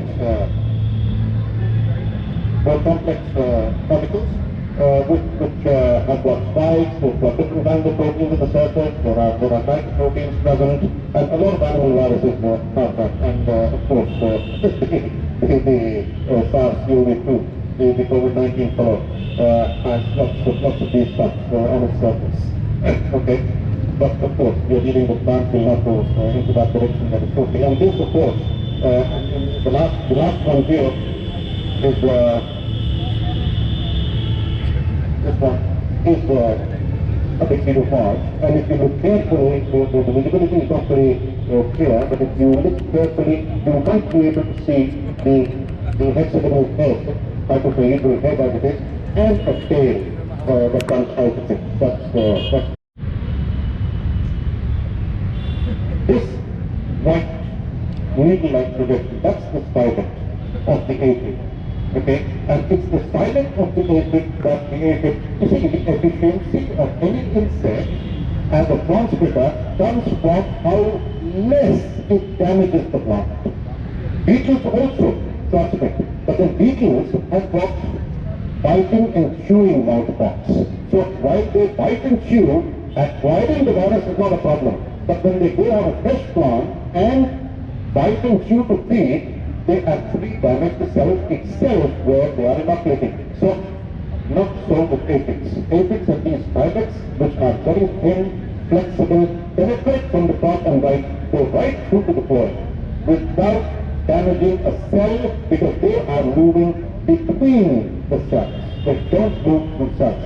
And the good part here is, if you look at the diagram on the left, the pink part, that's the feed of aphids have 2 kinds of saliva. They have one what is called the gelling saliva and one what is called the feeding saliva. And initially, they actually give you the gelling saliva, and as the silent is penetrating, you have the gelling saliva being synthesized, which helps it move in between the cells and does not allow the silent to damage the cell. The silent moves in right across. Okay, okay. And once it reaches the point from where it has to suck the sap, that's the point where the feeding saliva is now injected, and it takes the salad out, leaving the sheath behind. So the sheath behind actually serves to block the sperm hole. Okay. Okay. Well, it's sad, but anyway. Now, I'll just take a minute on this diagram that you see on the right, and which is like, so the virus will move up the gut, move through the silent, up into the foregut, and from the foregut and the midgut, it crosses into the hemophil, comes back to the salivary gland, moves out into the plant. The reason why I'm emphasizing, and I could have moved to the next slide, but the reason why I want to talk about this is that this is one of the finest examples of co-evolution. The virus protein, surface proteins cannot be recognized by the insect trap. It is the bacteria present endosymbiotically in the aphid, which synthesizes the protein called symbionine. And it is the symbionine that has, strangely, it has receptors for both. It has receptors for the virus as well as the gut.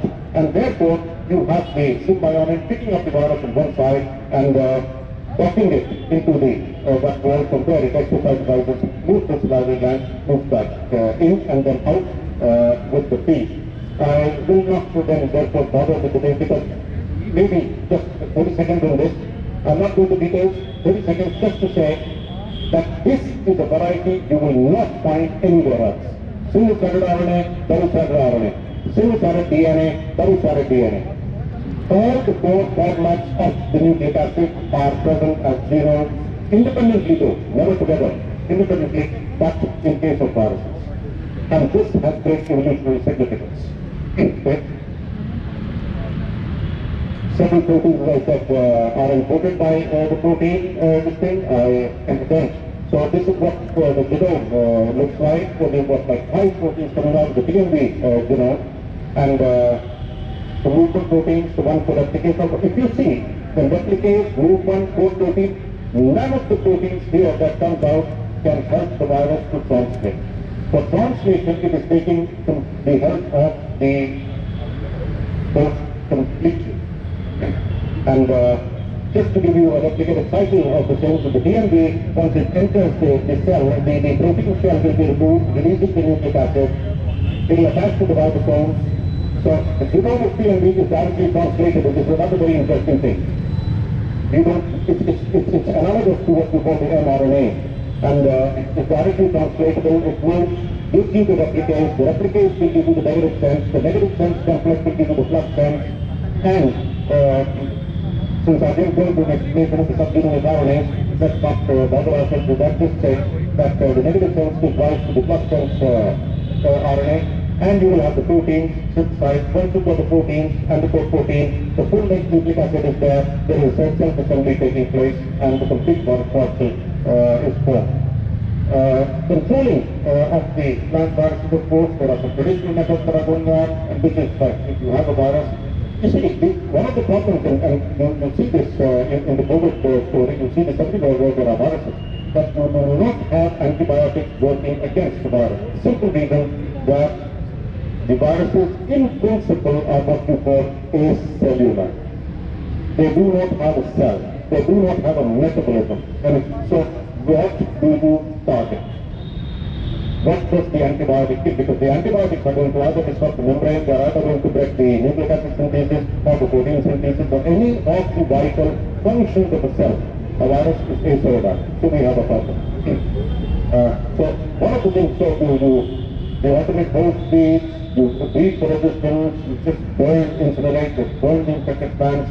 That's the way, but the more modern approaches are to use resistance genes. You use genes derived from the viruses themselves, so that they qualify under a big group which is known as pathogen-derived resistance. You can use genes for the code protein, for the movement protein, for the replicases themselves. You can use pathogen-associated protein genes or ribosome-activating protein genes to work. There, of course, the antisense RNA is a vital the opposite polarity of the RNA is present. The moment you have an uncoating of the virus, as we saw in the cycle of the DMV, there is the antisense present that combines. And the moment the RNA goes double-stranded, it can do nothing else. And that's the end of it. Finally, I really got through this.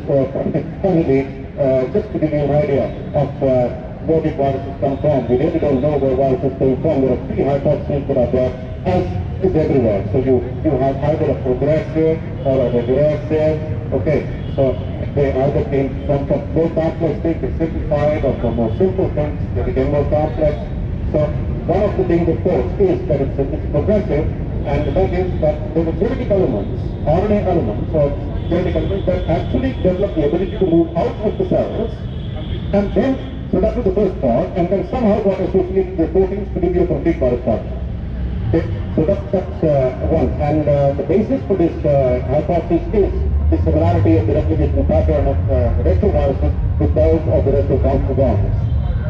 The second, the regressive one, is that the free-living organisms, they've lost the genetic information. So they're more complex organisms, but they've lost the genetic information, and in doing so, they've lost the ability to translate, and therefore they need an aggregate host, you see. They need a host for their translation processes. So that's, and the evidence for this comes from the giant viruses now. You see, a tobacco-related virus has a total number of 6,300 bases. And look at the giant viruses we are talking about here, 1.2 million bases. So this is really a regression. And lots of functions, therefore, must have been lost in this case, if this was the case. And then finally, of course, the third, that okay, the viruses came even before the cell was born, right? And this is because the scientific evidence goes on to say that the autonomously replicating RNA was present before. I will again digress for 2 minutes just to make a point here, because this is one of the very interesting cases. This is a thing called a viroid. A viroid is a naked RNA molecule that infects plants, has a size of just about 245 to 375 bases, that's all. The largest viroid is 375 bases. It has no protein associated with it. It has no gene associated with it. Nothing. It only replicates and causes a lot of disease. I said 2 minutes. I just said 2 minutes. I said I did. Yeah. Okay. Now, what happens is that there is another, if you look at, there is another pathogen called the hepatitis delta virus. So this is important. Okay, hepatitis delta virus. Hepatitis delta virus has got 2 regions. It's got a region from where it replicates, and it has a region from where it codes for the delta antigen that causes the hepatitis. Fine. Now, the part from which it replicates resembles, has a very high homology with the viroids infecting plants. So this, the hepatitis delta virus, is therefore one of, is taken as an example of the first coming together of an autonomously replicating RNA and a coding RNA. So it codes from one part, it replicates from the other. Okay, that's it is. And so that's the virus first story. Of course, the 3 domains of life that we know, you have the bacteria, the archaea, they are both prokaryotic, you have the eukaryotes, which are both eukaryotic. Now, what we really do not know is what they are. Okay, the viruses, we absolutely are still at a loss as to where to place them.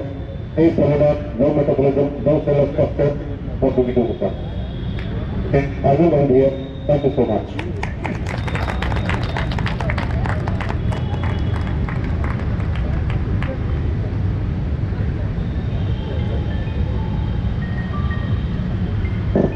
Hello. As we were going through the lecture, a very interesting lecture given by Professor Vivek Prasad, I would like to get the attention of Dr. Prasad also. There is a popular saying in English that even the darkest cloud has got silver lining. Professor Prasad lecture was originally slated much earlier. लेकिन जब ये lecture दे रहे थे तो मैं सोच रहा था कि जब प्रदीप प्रोफेसर ने लेक्चर दिया था तो सूर्य की रोशनी बहुत ज्यादा थी, तो उनकी स्लाइड का कंट्रास्ट उतना अच्छा नहीं था जितना होना चाहिए था, पर्दों की भी कमी थी। प्रोफेसर विवेक प्रसाद का लेक्चर बहुत डिटेल हो गया जो है, तो कंट्रास्ट बहुत अच्छा हो गया क्योंकि सूर्य की रोशनी कम हो गई, तो देखने वालों को स्लाइड की क्वालिटी का इम्पैक्ट ज्यादा बढ़िया लगा जो है। ये चीज मैं यहाँ से देख रहा था और शायद आप लोगों ने भी इस बात को नोटिस किया होगा। तो भगवान जो करता है अच्छे के लिए करता है।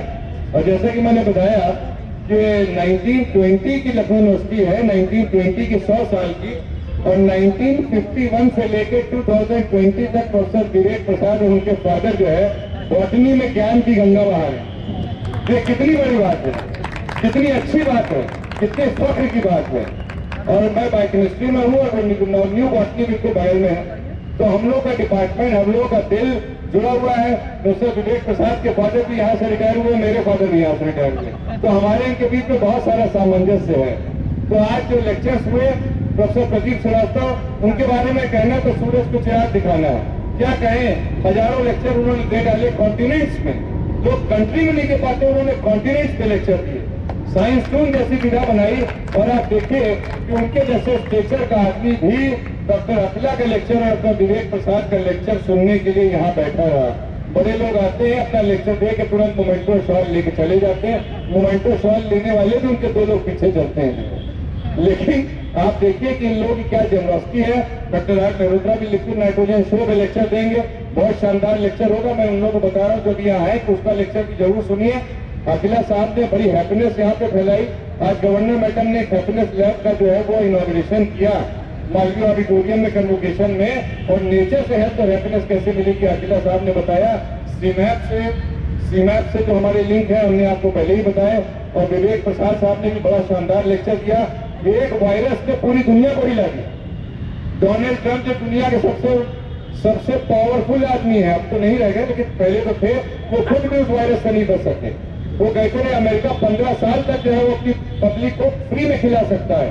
3 महीने में अमेरिका की इकोनॉमी डूब गई। तो कोविड-19 पैंडेमिक में होने के बाद जो हनुमान जी का मंदिर सामने है, हनुमान सेतु का सीना खोले खड़े हुए हैं। I am very grateful to Lord Hanuman कि हम लोग ऑफलाइन इतना बड़ा साइंस फेस्टिवल जो गुरुजी राय साहब बता रहे थे कि 100 साल में नहीं हुआ जो है। और जब हम लोग यहाँ आए थे आज कन्वोकेशन सेरेमनी के बाद किसी रेजिडेंस से और नृत्य नाटिकाएं चल रही थी, तो कला के प्रांगण में विज्ञान की गंगा बह रही थी। कैसी गजब की चीज है गंगा जमनी सरस्वती, जिसके लिए तहजीब हमारे लखनऊ जाना जाता है।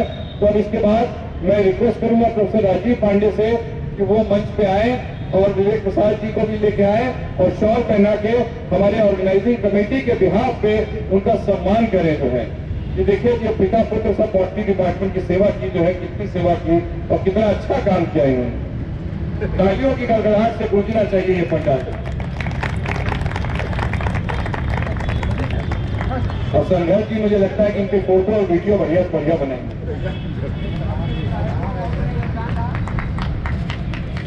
और मैं प्रोफेसर एस.एन. पांडे और प्रोफेसर विभूति राय दोनों से कहूंगा कि वो मंच पे आए।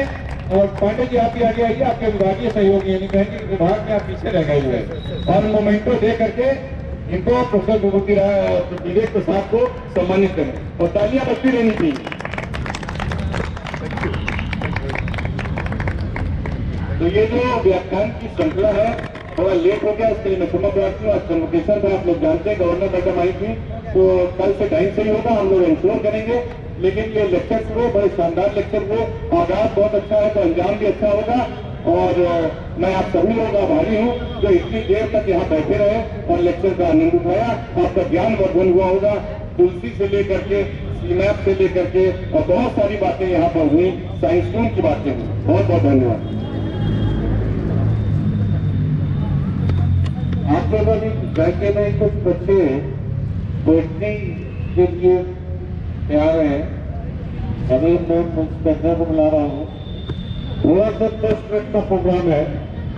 ये बच्चे अपना बहुत सुबह से तैयार बैठे हुए हैं, तो यदि हो सके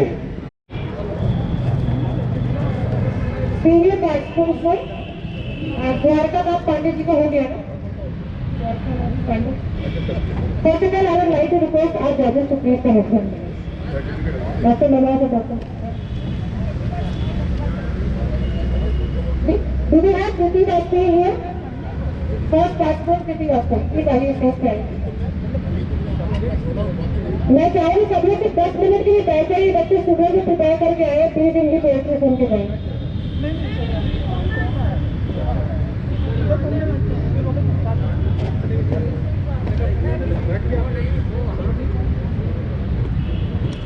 Kriti Vajpayee.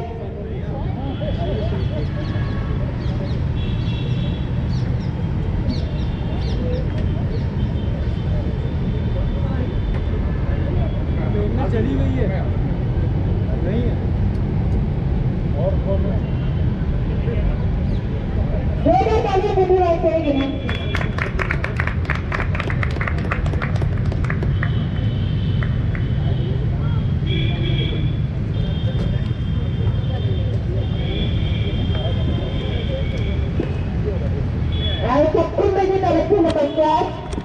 मैं कृति वाजपेयी फैकल्टी ऑफ इंजीनियरिंग की छात्रा आज आपके बस अपनी कविता प्रस्तुत करने जा रही हूँ।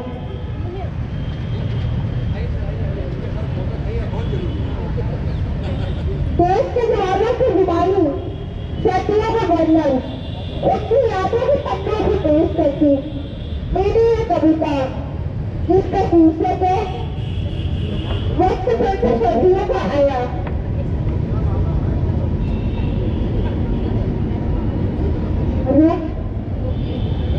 जिसका शीर्षक पर वक्त फिर से सदगुरु का आया, वक्त फिर से सदगुरु का आया, फिर से यादों की तिजोरी संग लाया, वक्त की चादर के रूप में ये तो साल भर स्वर्ग रहती वादियों की माया। बस इस वक्त परिवार के संग अंगूठियों के बड़े पकवान को ज्यादा याद आया, वक्त से सदगुरु आया। नदियों की लहरों का संगीत सुनने से अरे से भी कान नहीं पाया। बर्फ की सब हवाओं ने फिर से माँ के हाथों का घर में एहसास याद दिलाया, वक्त फिर से सदगुरु आया। सूखे पत्तों की झनकार यूं तो उस वक्त गई यादों में, जब से देश की सरहद से मैं आया। बच्चों ने खुद को जलाकर कितनी बार परिवार का वक्त दिलाया, वक्त फिर से सदगुरु आया। शीत नहरे ने फिर से अपनों का पैगाम अपने संग लाया, वक्त फिर से सदगुरु आया, वक्त फिर से सदगुरु आया। जय हिंद।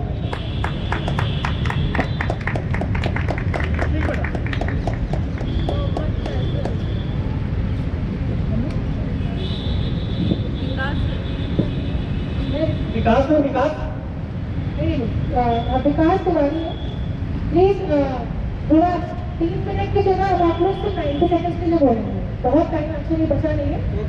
अरे विकास तिवारी आ जाइए ऊपर, और माइक को थोड़ा हल्का सा दूर रखते बोलिए तो सुनाई देगा क्या बोलते।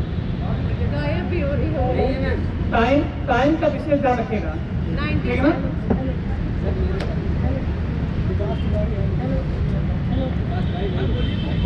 हेलो हेलो, हाँ अच्छा, ये सही है, ये सही। आइए विकास तिवारी नहीं है, अनमोल मिश्रा तो बोल चुके हैं, मोहम्मद फैजल आ जाइए,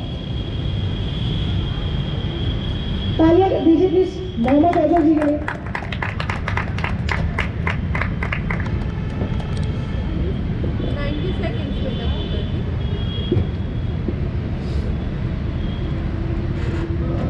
तहजीब के शहर में आप सभी को मेरा बहुत नमस्कार। मेरा नाम मोहम्मद फैसल है, और चूंकि बात साइंस की है, साइंस से मोहब्बत की है, तो मैंने जो लिखा है वो साइंस को मोहब्बत से जोड़कर लिखा है, क्योंकि तहे दिल से अगर देखिए तो साइंस मोहब्बत से कम नहीं है। लिखा है कि तो कहानी कुछ ऐसी है कि मुझे साइंस से प्यार था और उसे मुझसे। मैं साइंस साइड का लड़का था, वो आर्ट साइड की लड़की थी। मैं इक्वेशन में उलझा रहता था, वो बालों को सुलझाया करती थी। मैं मैरी क्यूरी के रेडियम सा हाईली रिएक्टिव बंदा था, और वो नोबेल गैस सी शांत स्वभाव वाली लड़की थी। मैं साइंस साइड का लड़का था, वो आर्ट साइड की लड़की थी। मैं केमिकल रिएक्शन संभाला करता था, वो मुझे संभाला करती थी। मैं चार्ल्स बेबेज के एनालिटिकल इंजन से रफ्तार पकड़ना चाहता था, और वो मेरा हाथ पकड़कर दौड़ने को भागा करती थी। मैं विलिस करियर की बनाई एसी से ठंड पाना चाहता था, और वो मेरी बाहों के दरमियान सुकून महसूस करती थी। मैं साइंस साइड का लड़का था, वो आर्ट साइड की लड़की थी। मैं टॉरसली के बैरोमीटर सा स्टेबल होना चाहता था, और वो हमारा रिश्ता स्टेबल करने पर जोर देती थी। मैं बेंजामिन फ्रैंकलिन के कंडक्टर में उलझा रहता, वो मेरे ख्यालों का तार बनाया करती थी। मैं साइंस साइड का लड़का था, वो आर्ट साइड की लड़की थी। मैं ग्राहम बेल के माइक्रोफोन की बारीकियां ढूंढता फिरता था, और वो मेरे जहन में घूमते हजार ख्यालों की बारीकियों में खोई रहती थी। मैं साइंस साइड का लड़का था, वो आर्ट साइड की लड़की थी। धन्यवाद। ये कविता स्पेशली समर्पित थी सारे साइंटिस्ट को, जिन्होंने हमें हमारी प्रकृति को इतना कुछ दिया। खासकर हम जितनी भी फैसिलिटीज़ ले रहे हैं, उनका तहे दिल से शुक्रिया उसके लिए, और डेडिकेट इसलिए किया इसको क्योंकि हम एटलीस्ट उनका नाम जानता है। Thank you sir. Thank you. Prashanti Gupta, जल्दी जल्दी आइए। प्रशस्ति प्रशांति। इसके बाद आशीष वर्मा जी तैयार रहिएगा।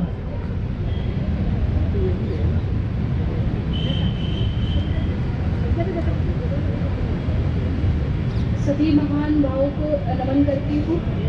मैं कुछ देशभक्ति से ओतप्रोत पंक्तियाँ माँ भारती के चरणों में समर्पित करती हूँ। हे राष्ट्र भर के अमर सपूतों, तुम्हारे अरमानों की है ख्वाहिश, लड़ो तो ऐसे स्वयं बता दो, हिंदुस्तान के हैं हम सिपाही।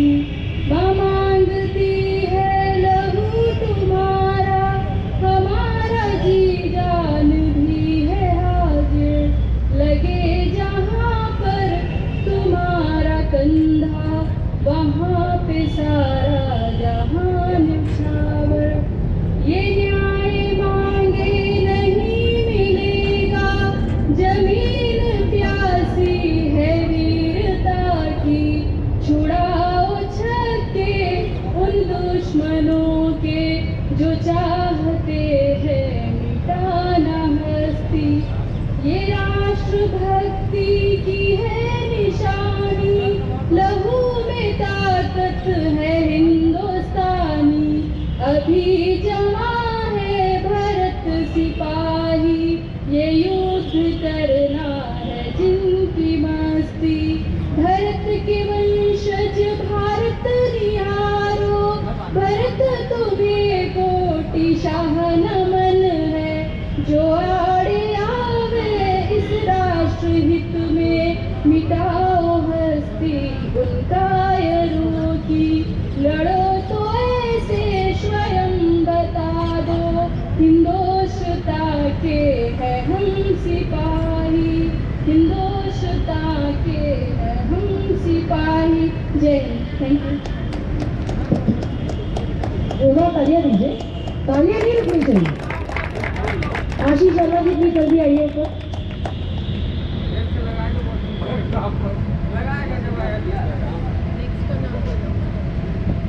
कार्तिकेय सिंह जी आप तैयार रहिएगा इस वक्त। Good evening everyone. I am Ashish Verma and I am here to present a poem whose title is कुछ काम करो कुछ नाम करो। कुछ काम करो कुछ नाम करो, इस प्रतिभाशाली दुनिया में स्वर्णिम विज्ञान का नाम करो। तुम छात्र विषय विज्ञान के हो, तुम सिद्ध बरी का ज्ञान करो। आइजैक, रॉबर्ट और थॉमसन नीव विषय विज्ञान के हैं। तुम जब भी इनका नाम सुनो बस हृदय से तुम सम्मान करो। तुम उनके असफल प्रयासों का यूं हंसकर ना उपहास करो, जरा उनकी इच्छा शक्ति के लिए तनिक सा तो गुणगान करो। मेरे शब्दों से प्रेरित होकर तुम ऐसा कुछ काम करो। तुम छात्र विषय विज्ञान के हो, जरा स्वयं पे तुम अभिमान करो।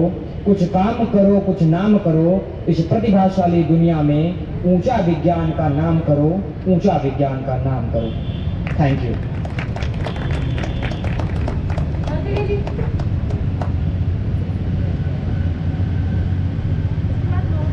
मोहम्मद अब्बास इसके बाद रेडी रहिएगा।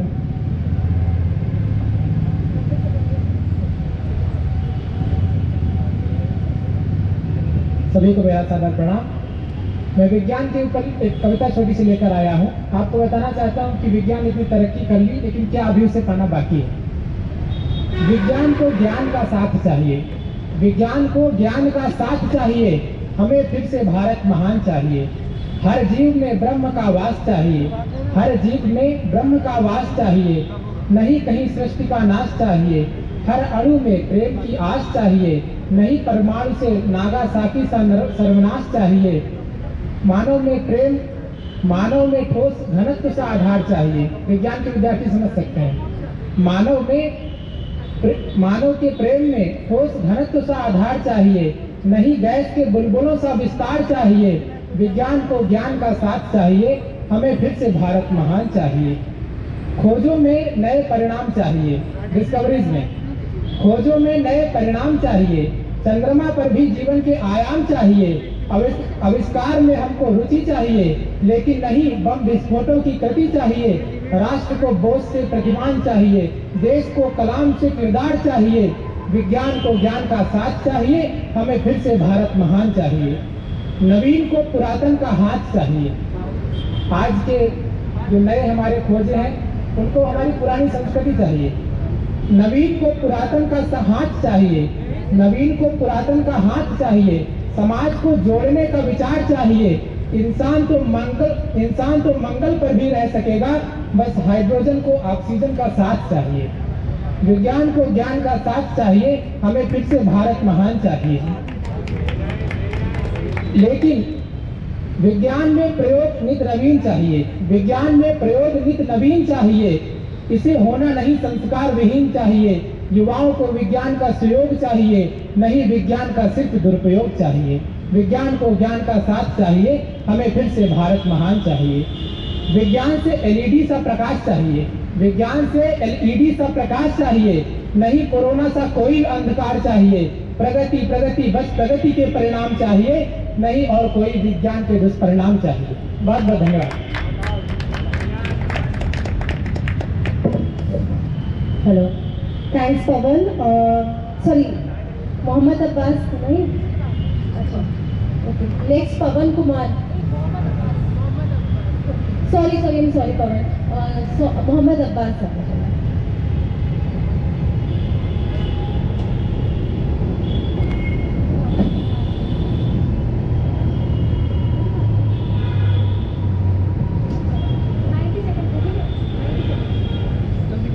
विज्ञान वर्ग की सभी खोज अब नए छोटी सी कविता है। विज्ञान वर्ग की सभी खोज अब नए नए परिधान में है।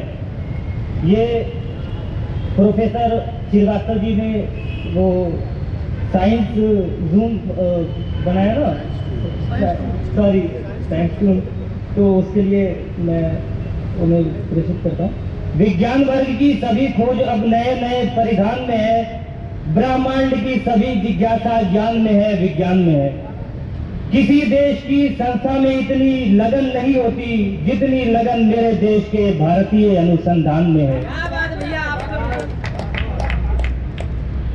वरदान है या अभिशाप है, इस पे ऐसे आता था निबंध, अभी भी आता होगा। वरदान है या अभिशाप है, इसमें जरा सा अंतर है। क्या ये अंतर मेरे दोस्तों आज भी आपके ध्यान में है? बहुत धन्यवाद। पवन कुमार।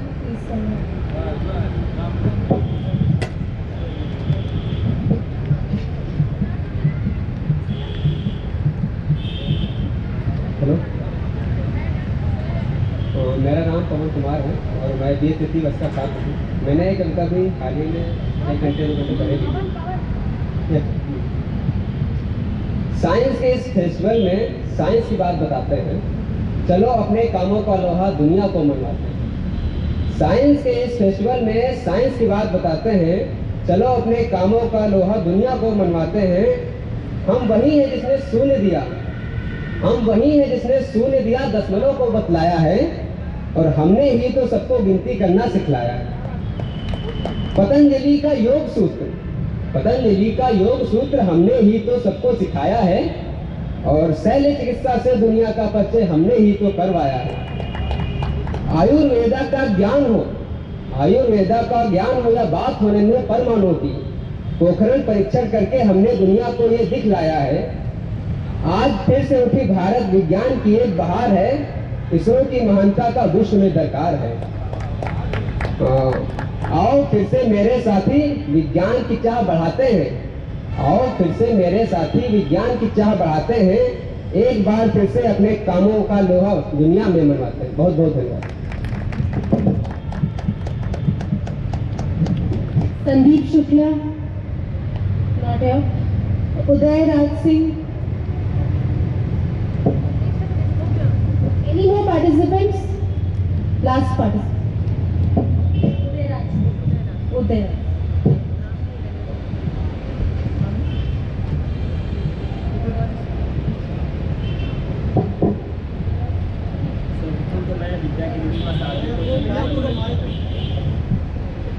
सर्वप्रथम तो मैं विद्या की देवी माँ शारदे को नमन चंदन वंदन अभिनंदन करते हुए अपने होने वाले गुरुजनों को सादर नमन करता हूँ और उनके चरण स्पर्श करता हूँ। और मैं एक फिजिक्स से रिलेटेड, जो कि एक साइंस की बहुत इंपॉर्टेंट शाखा है, उस पर मैं कुछ बोलना जा रहा हूँ कि इंग्लिश में होती है। कि every person should be being unique as being dual as photon, but unique as positron, but never be neutron. And according to me, spirituality is the second name of atomic physics is the second name of spirituality. And here spirituality not refers to any religion, but a way of independency. And quality of education must refers to any atomic physics. So thank you and thank you.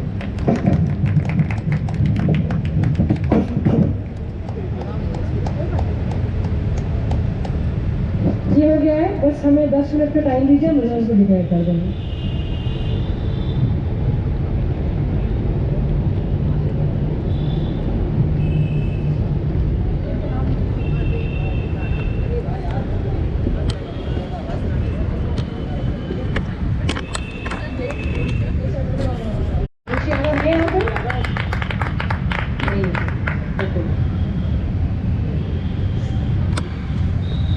Second prize मैं चाहूँगी doctor Manoj Kumar sir दे। Second prize ये है कृति वाजपेयी। जोरदार तालियां कृति वाजपेयी के लिए।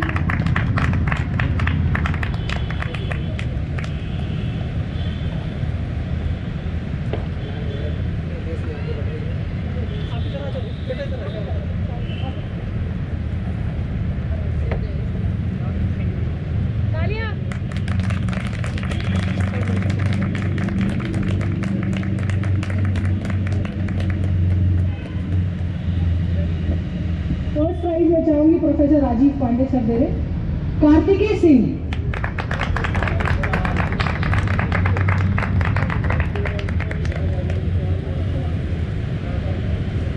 हमारे पास participation certificate भी है, प्लीज आप लोग लेते जाइए।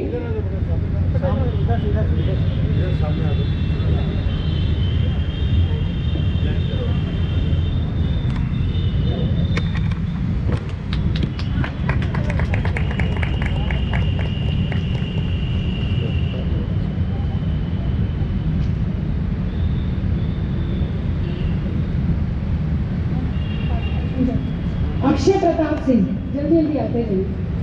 अक्षय प्रताप सिंह, द्वारकानाथ पांडे, कृति वाजपेयी का पता, विकास तिवारी नहीं है, अनमोल मिश्रा, मोहम्मद फैजल, प्रशांति गुप्ता,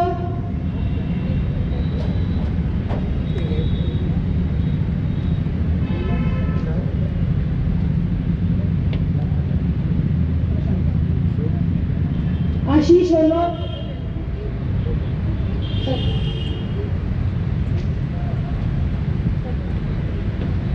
आयुषी यादव, पवन कुमार नहीं,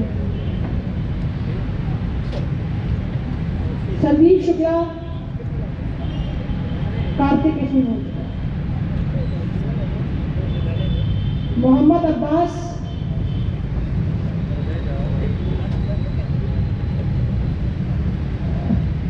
उदय जी आपका सर्टिफिकेट अभी साइन नहीं हुआ है, आप कल ले लेंगे। उदय का कल ले लेंगे आप। Thank you. प्लीज जजेस के लिए तालियां बजाइए, वो आप लोग के लिए एक बार आप लोग यहाँ आ जाइए, बैठ जाइए आप। किसी का पार्टिसिपेशन सर्टिफिकेट रह तो नहीं गया ना, सबको मिल गया। आप लोग सब लोग ऊपर आ जाइए, ग्रुप फोटोग्राफ हो जाए।